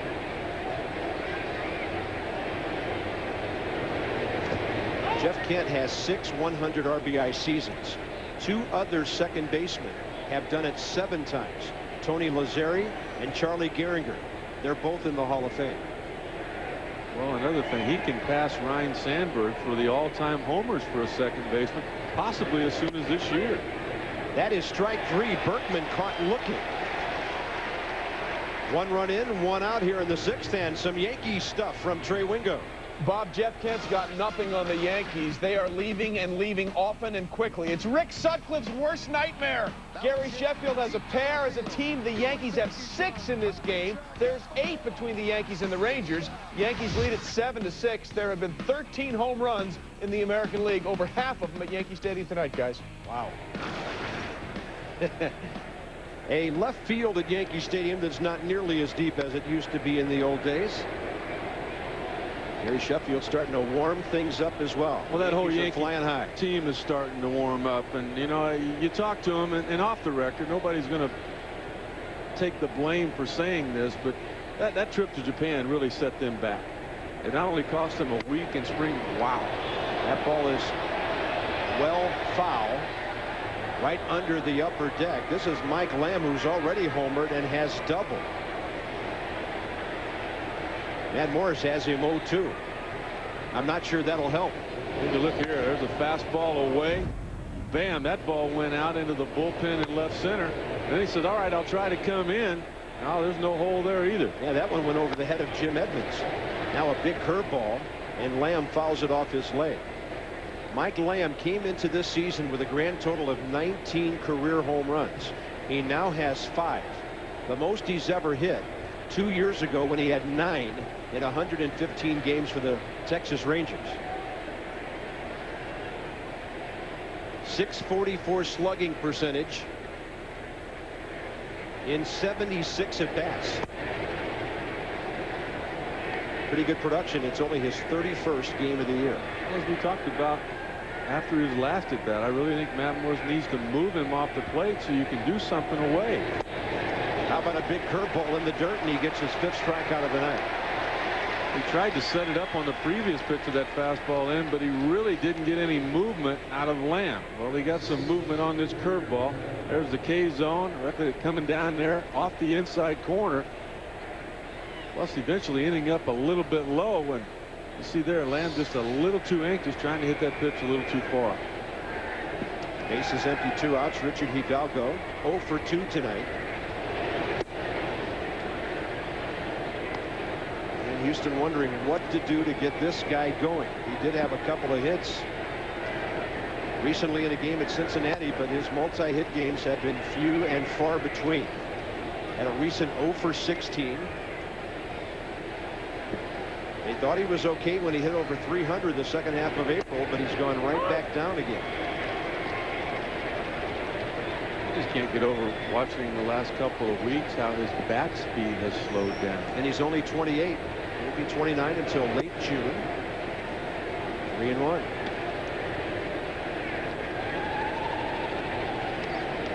When you run the count to 3-1 with 2 outs and nobody on, a hitter normally knows he's going to get a fastball. He can speed that bat up a little bit. And he gets one down to Rolen. That was an in-between hop, and it got by Scott Rolen. Interesting decision for the scorer. A very difficult play. You would think base hit. Right now we're going to find out whether the official scorer has ever played the infield or not. Well, he called it a hit, and that's the right call. Exactly. That ball has tremendous top spin on it. See it there? Now watch this thing. It turns into almost a super ball. I mean, there's nothing Rolen can do except to try to play it off to the side and come up with it. Tying runs in the batter's box now. Brad Ausmus with 2 outs.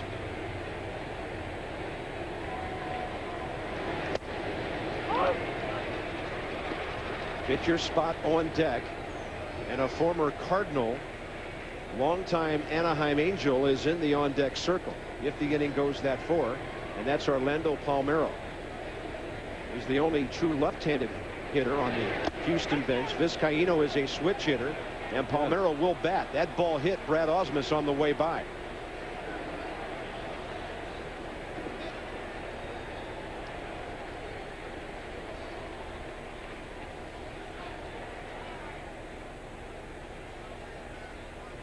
Ausmus was happy to have that ball just graze off his jersey. I don't think it really caught his body. Look at it. It just catches the shirt there. You have that shirt tucked in a little bit more, and that wouldn't have happened. But all of a sudden now you're able to bring one of your better pinch hitters up to home plate. You're going to bring the pitching coach out to the mound, and you're going to get some activity down there in that St. Louis Cardinal bullpen.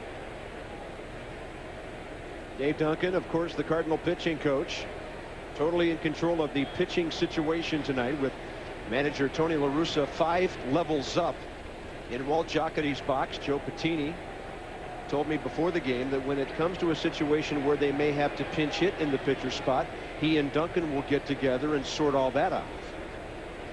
When men are on base, Jose Oquendo at the controls, kind of a managing by committee tonight. Matt Moore is trying to get through this 6th inning. Orlando Palmeiro hit .271 here in St. Louis last year, primarily as a pinch hitter and a defensive replacement. Renteria's got it over to Anderson after Renteria had gone to the bag behind the runner. Jeff Kent homer to lead off the inning, but the Astros are 1 for 9 with runners in scoring position. That's why they're still down. St. Louis Cardinals are deeper into the Houston bullpen now as we go bottom 6 at Busch Stadium. 5-3 St. Louis. 33-year-old Dan Miceli with Colorado, Cleveland, the Yankees, and eventually Houston for 23 games last year. Well, he's always been a winning type guy. He's comfortable in that setup role. He's a veteran. He comes in, he usually throws strikes, and he has had some big performances for the Houston Astros this year. No saves. He's a guy that, if needed, could be put into that role, but nonetheless, a guy. Look at the walk to strikeout ratio. I mean, he's getting a little bit older, but that stuff's not lacking any. Now, when the Astros are ahead in the ball game, it's usually Miceli to Brad Lidge to Octavio Dotel. Tonight it may be that same sequence, with the exception of Dotel, with Houston down by a couple here, late innings approaching. Here's Yadier Molina. He has walked twice tonight, leading off, scoring both times. And that's a big part of the undoing of Wade Miller.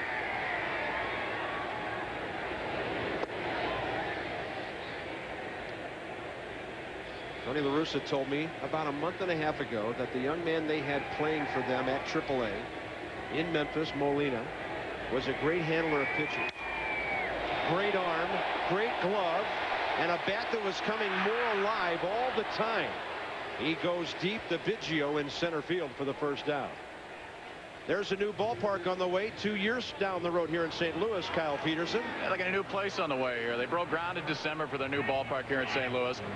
Supposed to, opening day 2006 is when it's supposed to be done. Now, Busch Stadium opened originally in 1966, so that'll be 40 years here. They've designed it with the downtown area in mind. It'll be brick, and it will be facing out towards the arch. All of downtown in the background, and the St. Louis Cardinals are hoping to host an all-star game at that new stadium either in 2008 or 2009. Guys. All right, Kyle, thanks. Matt Moore is the batter here. Half swing. Bagwell there to the bag, Miceli, and 2 quick outs. I'm gonna miss this place. I mean, this has always been a fun ballpark to come to. You know, Rick, they took a multi-purpose stadium and turned it into a baseball park.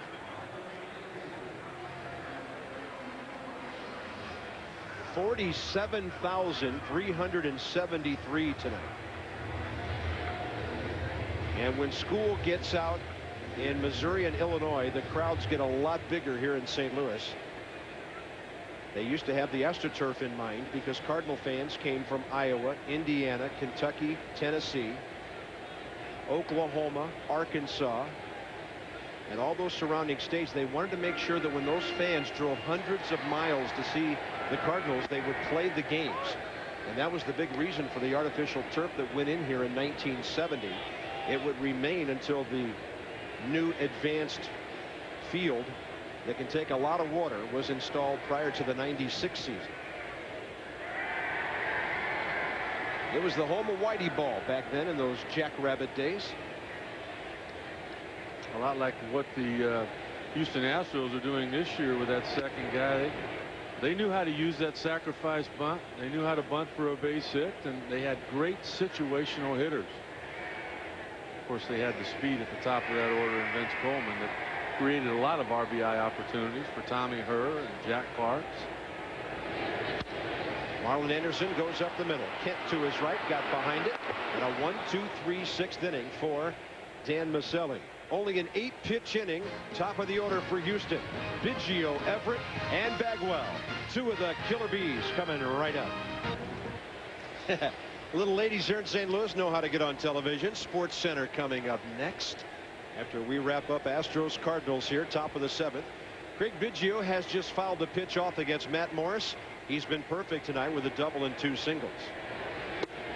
Morris trying to paint that outside corner. That evens the count 1-1. A little different Craig Biggio this year. You don't see that big exaggerated leg kick anymore. You see a guy that's able to handle the breaking ball as he did there, much more than what he's been able to do in the past. You remember that leg kick. We've seen it for a long time now. Little guy that could generate a lot of power, and he just simply said that, you know what, there was too much movement going on, and he deserves the credit for making that adjustment. He's got to feel like he's getting to the ball quicker. Exactly. And what he's able to do is there's less head movement. Now you talk about great hitters, and you know, you look at Barry Bonds. The one thing about his head does not move. That way the baseball doesn't move any more than what the pitcher's able to do with it. A lot of hitting coaches will tell you one of the big secrets is slow hands, slow feet, fast hands. He's really slowed down the feet with all less movement. 3-2 now. Matt Morris way ahead in the count. He loses Biggio, and he's on base for the 4th straight time. That could hasten Matt Morris's departure tonight. That is his first walk of the game. And here's where you might get fooled when you look at Adam Everett. This guy can hit the ball a lot further than what you give him credit for. Activity down there in the Cardinal bullpen, and I wouldn't be a bit surprised right now if Tony La Russa doesn't find a way to start getting word down there what he'd like to see happen. Kiko Calero with Bagwell and Kent in mind. Matt Morris is all over the place right now. And Ray King, the left-hander, with Lance Berkman in mind. Matt Morris got ahead of Biggio and then didn't get a pitch anywhere near the strike zone. I think he was kind of caught by surprise. Take a look at this. I mean, wow. That ball way into the left side of Everett's body. He had nowhere to go. And what you hate to see there is the fact that he did not get his head covered up with that batting helmet ear on the left side. I think Morris, he's not going to sacrifice here. I mean, as a 2-run lead, he's going to try to swing it. The little guy's got some power, and he just lost his focus on where the ball was supposed to go as far as the catcher's mitt, and all he saw was Everett. Matt Morris pitch total up to 110. It has been a struggle, but here's that quality start stat. According to that stat, Matt Morris has made a quality start tonight, at least for the moment. I would agree with that, and the reason why is because even though they scored a run in the second inning, they got one in the third. He got the double play ball from Jeff Kent. That's not easy to do. He was in trouble again in the fifth, but he got Bagwell to hit into the double play. Gave up a solo home run in the sixth inning, but was able to get out of that without any more damage. He doesn't walk anybody, Rick, so when somebody does leave the yard, it does 1-run damage only. And so when he walks the leadoff guy here, it gets your attention. That's why the activity. That's why there's a left-hander and a right-hander up and throwing.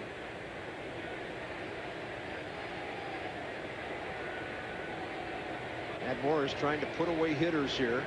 4th time around the batting order. Couldn't do it to Biggio.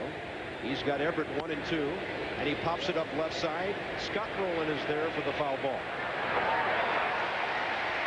Nobody talking about the Atlanta Braves. They're hosting the Phillies tonight, Trey. Well, Bob, this was a very close game until they played the 8th inning, and then suddenly it wasn't. Bases loaded, and Jimmy Rollins decides we've had enough of that. Bases clearing. The Phillies score 6 in the 8th inning as Eric Milton moves to 7-1, 9-1. Phillies all over the Braves, guys.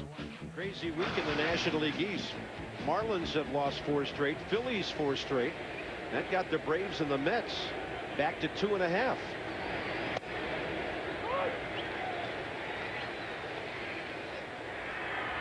Jeff Bagwell, the batter. Dan Miceli has gone back to the bullpen, Rick. Still in the game. Evidently feels like he's not loose.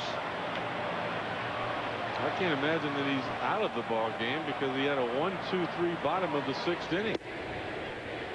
I mean, his hitting spot did not come up in this inning and will not for quite a while.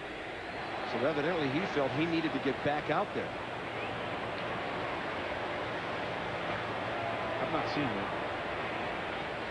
I've not seen that. A lot of times in the new stadiums you don't have to do that because both teams right next to their dugouts have full batting cages where a pitcher can just get on the mound and stay loose right there by the dugout. In this ballpark, the batting cages for both clubs are way over on the first base side beyond the Cardinal clubhouse. Yeah, it's a lot closer just to go to your own bullpen to throw than it would be to go completely to the other side of the field for the Houston Astros. 1 on, 1 out. 1 ball, 2 strikes to Bagwell.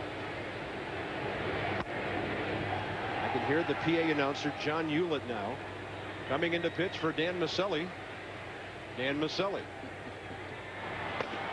had a perfect and very quick 8-pitch bottom of the 6th. Well, the first guy, Molina, hit the ball to the warning track in dead center field. He got Morris out, which you should, the pitcher, and he just obviously didn't feel real good about his stuff. And a balk will send Biggio to second base.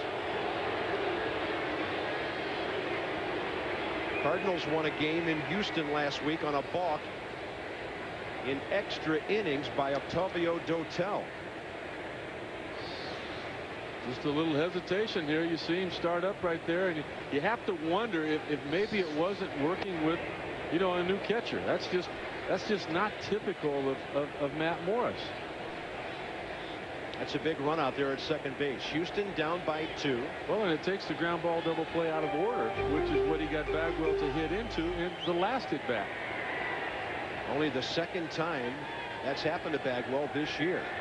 Bullpen ball gets on the field, thus a momentary pause. That's got to scare you a little bit as a manager, isn't it? When your guy warming up in the bullpen can't even keep it in the bullpen. I mean, those are big walls now. You're right.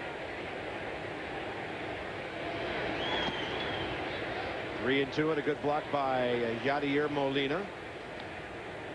And another chance for Bagwell to drive in Biggio. They've done it 357, now 58, including the one tonight.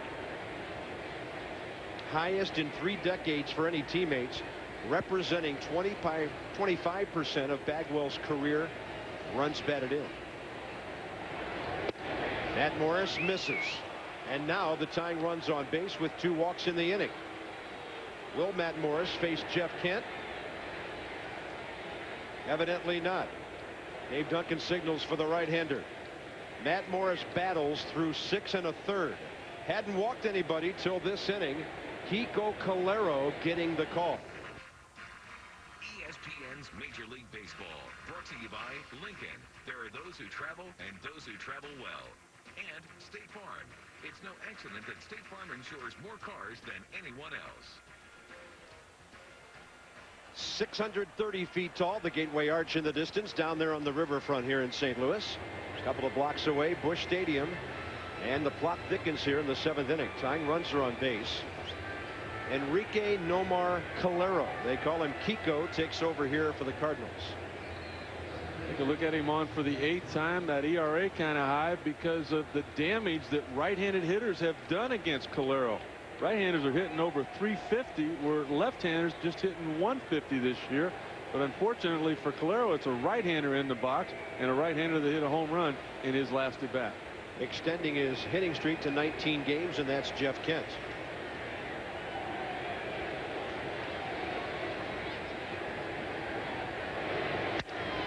Up the middle, could be 2. Renteria turns it, and St. Louis has their 3rd double play of the night. 7th inning stretch time for 47,000 plus. Cardinals 5, Astros 3. Bottom of the 7th, Roger Cedeno for the Cardinals. And for the Astros, Dan Maselli from the bullpen back onto the field.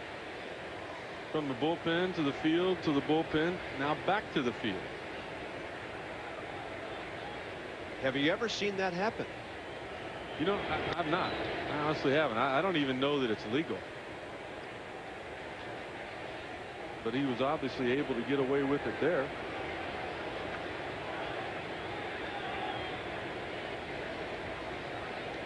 Trying to keep this a 2-run game. Heart of the St. Louis order coming up. Cedeno bounces one. Oh, Bagwell picks it up right at the bag. We told you won a Gold Glove in '94. And a very nifty play there to keep that thing out of the right field corner. You know, he's not lost a step. Look at him hugging the line there. Look at the good, quick first step. We saw him make that same kind of first step back in the 3rd inning when Matt Morris tried to get a sacrifice bunt down. He couldn't do it. Bagwell made that play, and that could have very well been a big inning as well for St. Louis had he not done that. Here's Albert Pujols, 0 for 1 with a pair of walks.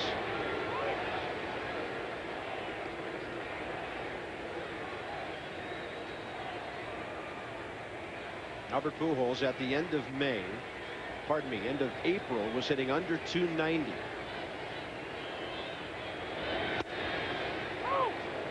And I thought he was very open and honest with you, Rick. A lot of guys won't admit that their mind was not in the right place when they're struggling. Albert said, I'm not going to lie to anybody. I was pressing too hard, trying too hard.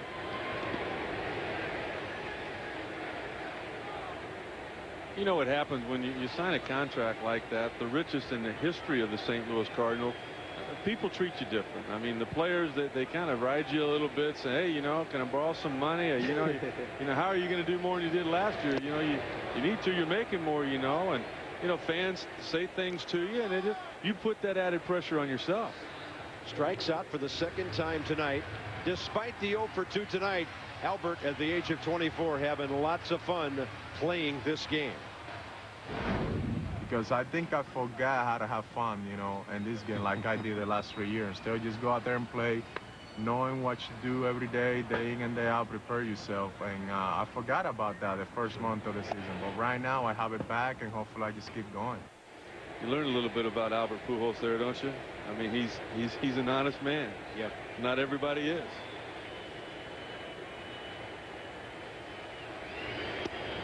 He first came up with this ball club in 2001.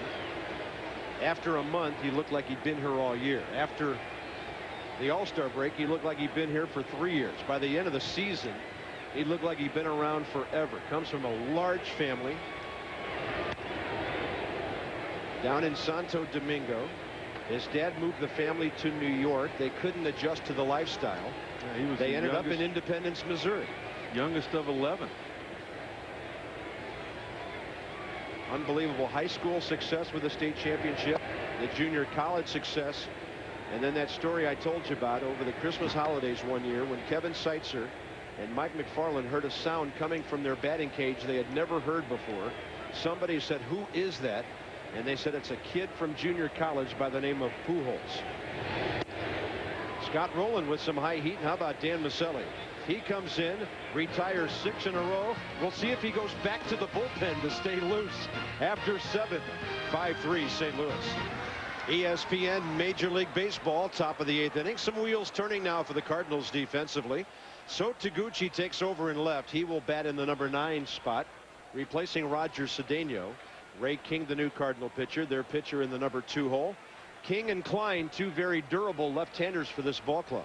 Well, if you're going to use a left-handed reliever, this is where you do it. Coming in here to start the 8th inning off, you've got Berkman. You'd like to turn him around to the right side. 310 career hitter from the left side, 260 coming into this season, but he has performed much better right-handed this year than in the past. 10 for 30 with a home run. He's one of those switch hitters who has a totally different swing from the right side. Normally you see Berkman kind of hit down on the ball more with that dominant left arm of his. I don't know how switch hitters do it. I mean, you're hitting from the right side now. I mean, you don't get that opportunity very often. They talk about mechanics and doing everything just right. How do you keep it going in one direction and then also in the other? 30 at bats in 2 months plus 1 week. You're coming in, you got a guy on the mound. It's throwing real well. Good fastball, good hard slider. Lance Berkman, a Texas boy, grew up in Waco. His dad, a big Yankee fan. And of course, Mickey Mantle was a switch hitter. The mix swung it pretty well from both sides. And then Berkman went on to a great career at Rice University, where he was the National Player of the Year in '97. He drove in 90 runs a year in college baseball for 3 years. And he got better. The image of him holding an aluminum bat was a little scary. Kyle Peterson, what's the story on the switch hitting of Berkman? Yeah, guys, you talked about Berkman being a switch hitter. He was originally a right-handed hitter. His father, Larry, wanted him to be a switch hitter. He was a big fan of Mickey Mantle, like you said. Now, Mantle, the only guy in the history of Major League Baseball that is a switch hitter to have hit 40 or more home runs more than once. With Berkman 14 this year, he had 42 2 years ago. So is he a chance to tie the record that Mickey Mantle had set? And of course, that being his father's idol, that'd be quite a record. Albert Pujols to Ray King, and the runner out at first. Pujols played it well to his right. And even from long distance, Rick, he still gave that underhand toss. Well, it helped because he knew what to do as far as his footwork was concerned. He got his body turned back around. He took a couple of big steps towards first base. Look at him there. And that makes that a much easier play. And when you only get the guy by half an arm's length, you can see how important it was for Pujols to make those steps in the right direction. We talked to him earlier in the game, and he talked about how, he had to work hard at that. It didn't come natural. Well, it's obviously getting easier. Batter retired by the left-hander. Dave Duncan is going back to his bullpen. ESPN Major League Baseball. When Morgan Ensberg steps in, it'll be the 4th consecutive Houston batter who's faced a different St. Louis pitcher. Julian Tavares takes over here, and a very important setup man he is. He has done a terrific job this year for Tony La Russa. Ray King came on and did exactly what they had hoped for. Get the very difficult switch hitting Lance Berkman out. And when Jimmy Williams went to his right-handed pinch hitter, that's when Dave Duncan came out and did what he knows Tony La Russa would have done. You bring in your right-handed reliever. Julian Tavarez, a discolored hat. He goes to the bill quite a bit. It's not as bad looking as Steve Klein's cap, but some hitters question what exactly is up there. He throws a very good sinking fastball. And some clubs facing the Cardinals have made Tavarez change his cap. Well, he'll tell you that it's rosin, and he uses a lot of rosin, and that's what causes the bill of that hat to get sticky. Most people seem to think that it's pine tar. Rosin's legal. Pine tar is not for a pitcher. Tony La Russa has said he does not feel his team can win without Julian Tavarez. This club may have the best bullpen in this division right now. Right up there with the best in the league. Well, there's some concern about Houston's bullpen right now, particularly their closer, Octavio Dotel. Broken bat. Roland throws out Morgan Ensberg, who was batting for Mike Lamb there. Dave Duncan forced the hand of Jimmy Williams because Ensberg had been announced. Then he brought in the right-hander. The only other left-handed batter Houston has in its dugout is switch hitter Jose Vizcaíno. So Ensberg stayed in, bounced out. It'll be Tavarez against Hidalgo with 2 outs now in the 8th.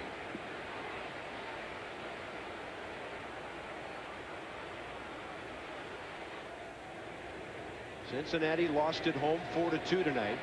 St. Louis could be 1 game out of first place when this game is over.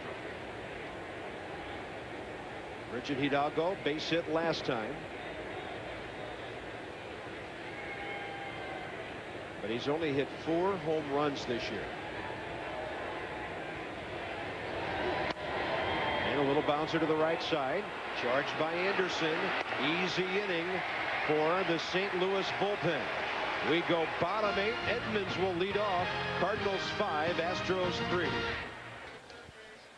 St. Louis 5, Houston 3, bottom of the 8th. This season marks the 15th anniversary of Major League Baseball on ESPN. To celebrate, we voted on our top 15 moments that have been seen right here on our network. This week, we begin our countdown at number 15. So here we go. For the 9th time in the history of Major League Baseball, a playoff. Now the broken bat. It's fair. Flowers has scored. Gino Martinez has scored. And they all have scored. And here comes Soho. Save!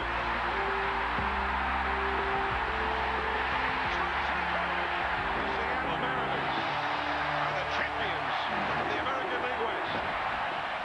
Each Sunday we'll continue to count down towards moment number 1. You can catch moment number 14 right here this week. Sunday Night Baseball when we see the Mariners and the White Sox. That's a lot of fun, isn't it? We could come up with 115 probably. Pete Monroe just picked up by the Astros takes over, bottom of the 8th inning. And we'd like to welcome those of you who've been watching the Tigers and the Twins. This is Bob Carpenter with Rick Sutcliffe, Kyle Peterson in St. Louis. Scott Rowland has a couple of RBIs, 57 to lead baseball now in St. Louis. Leads 5-3, bottom of the 8th. Jim Edmonds 0 for 3 with a ground ball for an RBI last time up. And this is the 3rd pitcher of the night that Jim Edmonds will face. Harville came in, was able to get him out in the 5th inning when the Cardinals were able to score 4 runs. They'd like to tack on a little bit of insurance here. Minnesota winning that game over the Tigers at home tonight. That'll keep them close to the White Sox in the American League Central. Chicago just underway and scoreless at Seattle. Speaking of Minnesota, that's where Monroe was at until he was acquired just a couple of days ago by these Houston Astros. He was starting pitcher in AAA for the Twins. Had been with the Astros before and obviously happy to get him back. Right now the Twins only a game and a half back of the White Sox. 3 balls and a strike on Edmonds. Jim Edmonds, Edgar Renteria, and Reggie Sanders for the Cardinals. A ball club that's won 4 straight, 7 of their last 8. And Edmonds gets a leadoff walk. That's the 3rd time tonight in 8 innings St. Louis has been issued a walk to lead off an inning. Well, you'd like to pick up a couple of more runs. You see Jason Isringhausen throwing down in the Cardinal bullpen, but this will be the 3rd straight night in which he's been brought into the ballgame. Pitched an inning in the 3rd last night, picking up a save. At this point, going to be asked to do the same thing coming in to pitch that 9th. Reggie Sanders, only 3 at-bats against Peter Monroe career, but he's worn him out. Sanders on deck, so Renteria should get something to hit here because Sanders has hit 2 home runs off him, and Monroe just uncorks a wild pitch in the dirt, and Edmonds down to second base. Jimmy Williams can't like what he's seen so far. You're only 2 runs down. You got an opportunity to get somebody on, and with all of the power in your lineup, somebody tie the game up. But now you've given him first base with the walk. You've given him second base with the wild pitch. A little situational hitting by the Cardinals, and Jimmy Williams knows that he's going to be down 3 runs.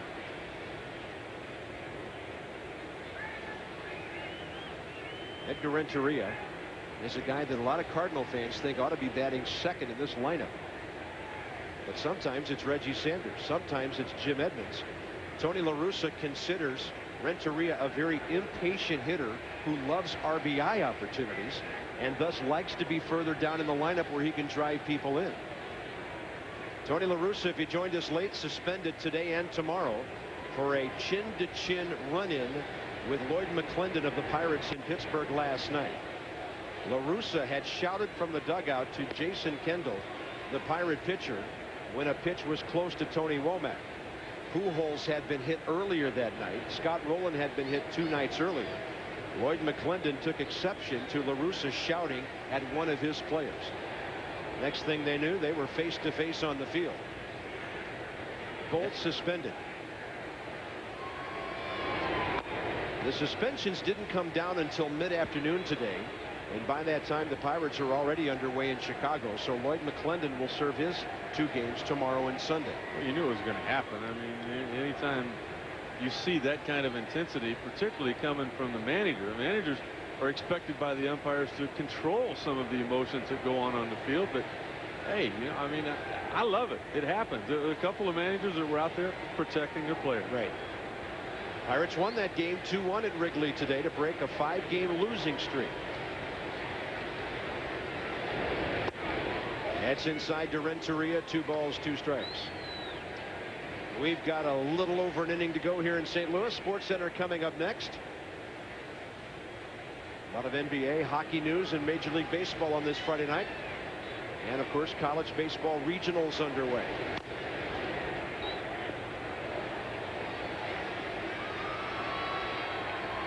Edgar Renteria has been bothered at times by a bad back this year.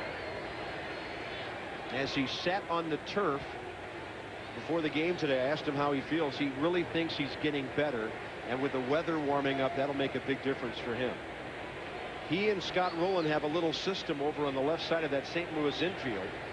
When Renteria can see what the Cardinal catcher is signaling, he will tip off Rowland as to what pitches are coming so that he can better position himself. And Edgar would not divulge exactly what those signals are. They don't want anybody to know. But on a fastball, he doesn't do a thing. He will give Rowland a signal on a breaking ball or a changeup.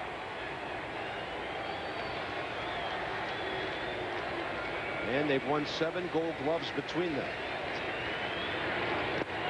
Goes down and can't get it. Foul tip held on by Osmus.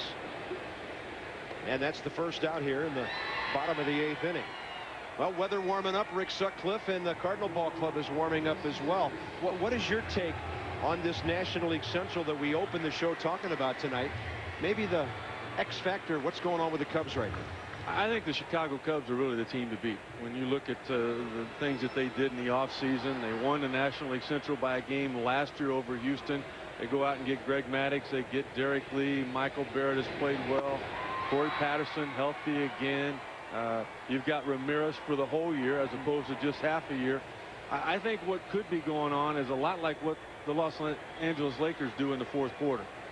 You know how they take Shaquille O'Neal out and Kobe Bryant out for a few minutes to rest up for the last 9 minutes of the game?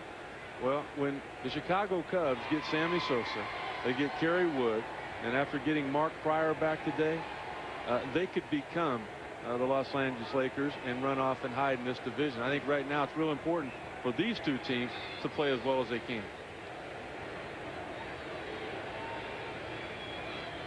1-0 to Sanders. 2 hits in his career against Monroe, both home runs. But he got jammed this time and pops up to Jeff Kent. And that runner that was at second with nobody out still there. I tell you what I don't like, Carp, though, is, you know, we talk about interleague play, we talk about wild card and the changes that have been made. How in the world can you do this with the schedule?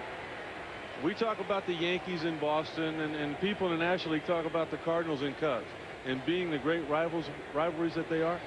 How can the Cardinals and Cubs not play in September? Right. That makes no sense.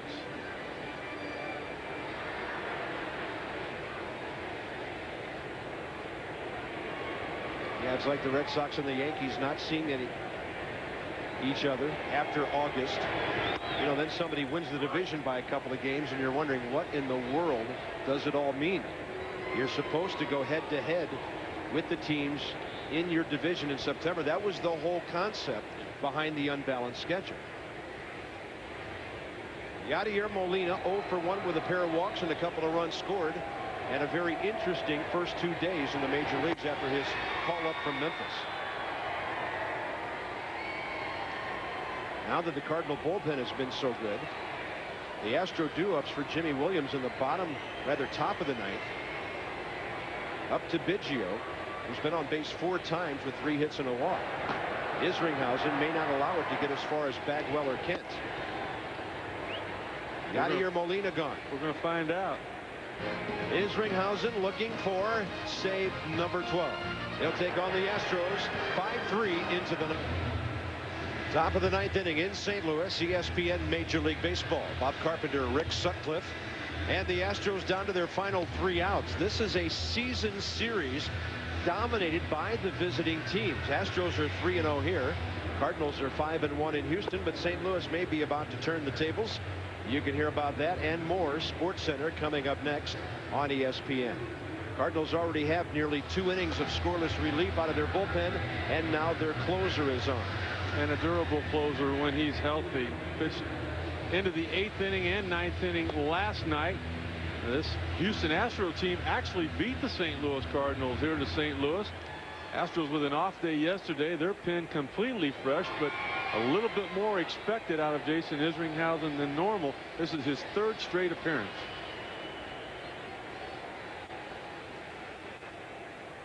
Working with young Yadier Molina like they did in Pittsburgh last night.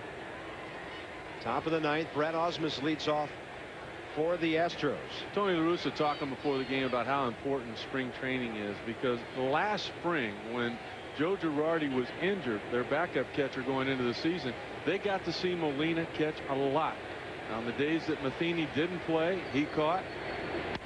And then on the days that Matheny would only go 5 or 6 innings, it was Molina that would come in and pick up the slack. So he has seen every one of these Cardinals pitchers, even in game situations. So be it spring training, nonetheless, he knows a little bit more about them than he would have. Brad Osmus 0 for 2, hit by a pitch last time. Jose Vizcaíno on deck in the number 9 hole.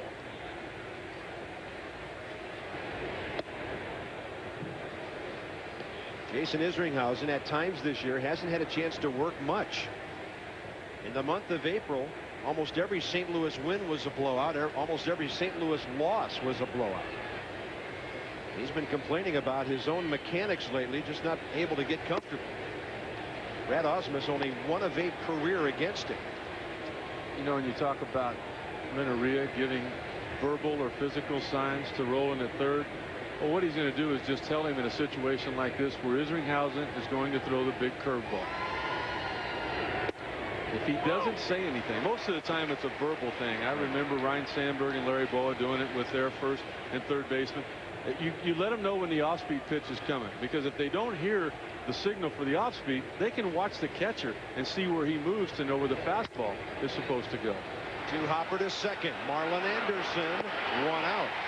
Another ground ball out. 5 of them now by the St. Louis bullpen.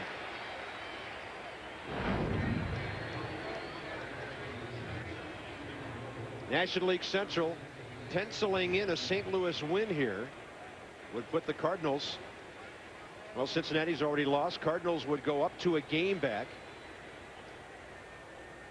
Houston would stay right where. Only thing that matters is the loss column. Yep. And you can see that whole division, 6 teams divided by just 5 games. Astros would go back to 2.5 where they started the night.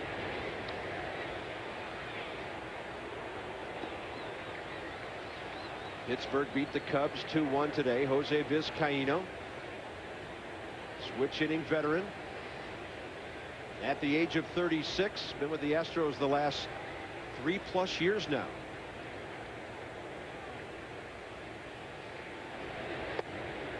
As a pinch hitter this year, he's 5 out of 20 with a couple of RBIs. 2 more outs to get here in St. Louis for the Cardinals. Then it's on to SportsCenter here on ESPN. St. Louis trying to win its 5th in a row and 8 of its last 9. This game's far from over. And they won't see Roger Clemens this weekend. Andy Pettit is on the disabled list. If Vizcaino can find a way to get on here, it's going to get a little bit tougher now if the count goes to 2-2. But Biggio's hit over 300 in his career in the on-deck circle.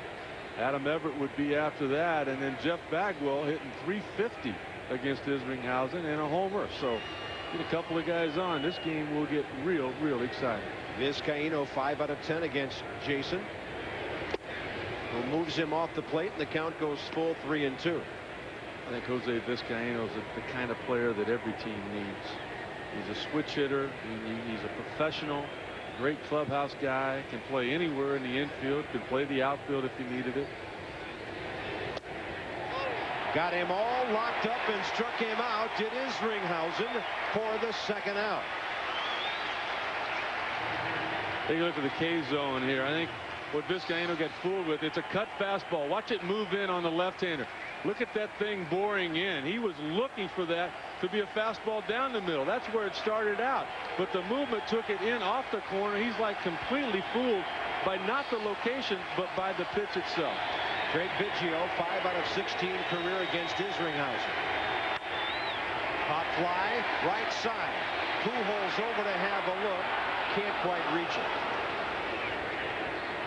Well, Rick, your final thoughts on this St. Louis ball club playing very well right now? I just think it was a great battle on the part of Matt Morris. He went out there without his best stuff. He was able to give up a couple of solo home runs, another run involved with that. But knowing that the bullpen was strong, even without Tony La Russa managing the club, Dave Duncan pushing all the right buttons in that bullpen to get it to this point.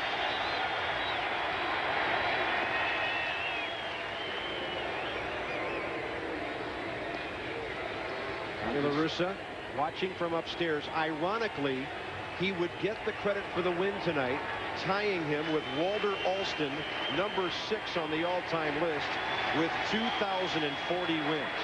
That's a lot.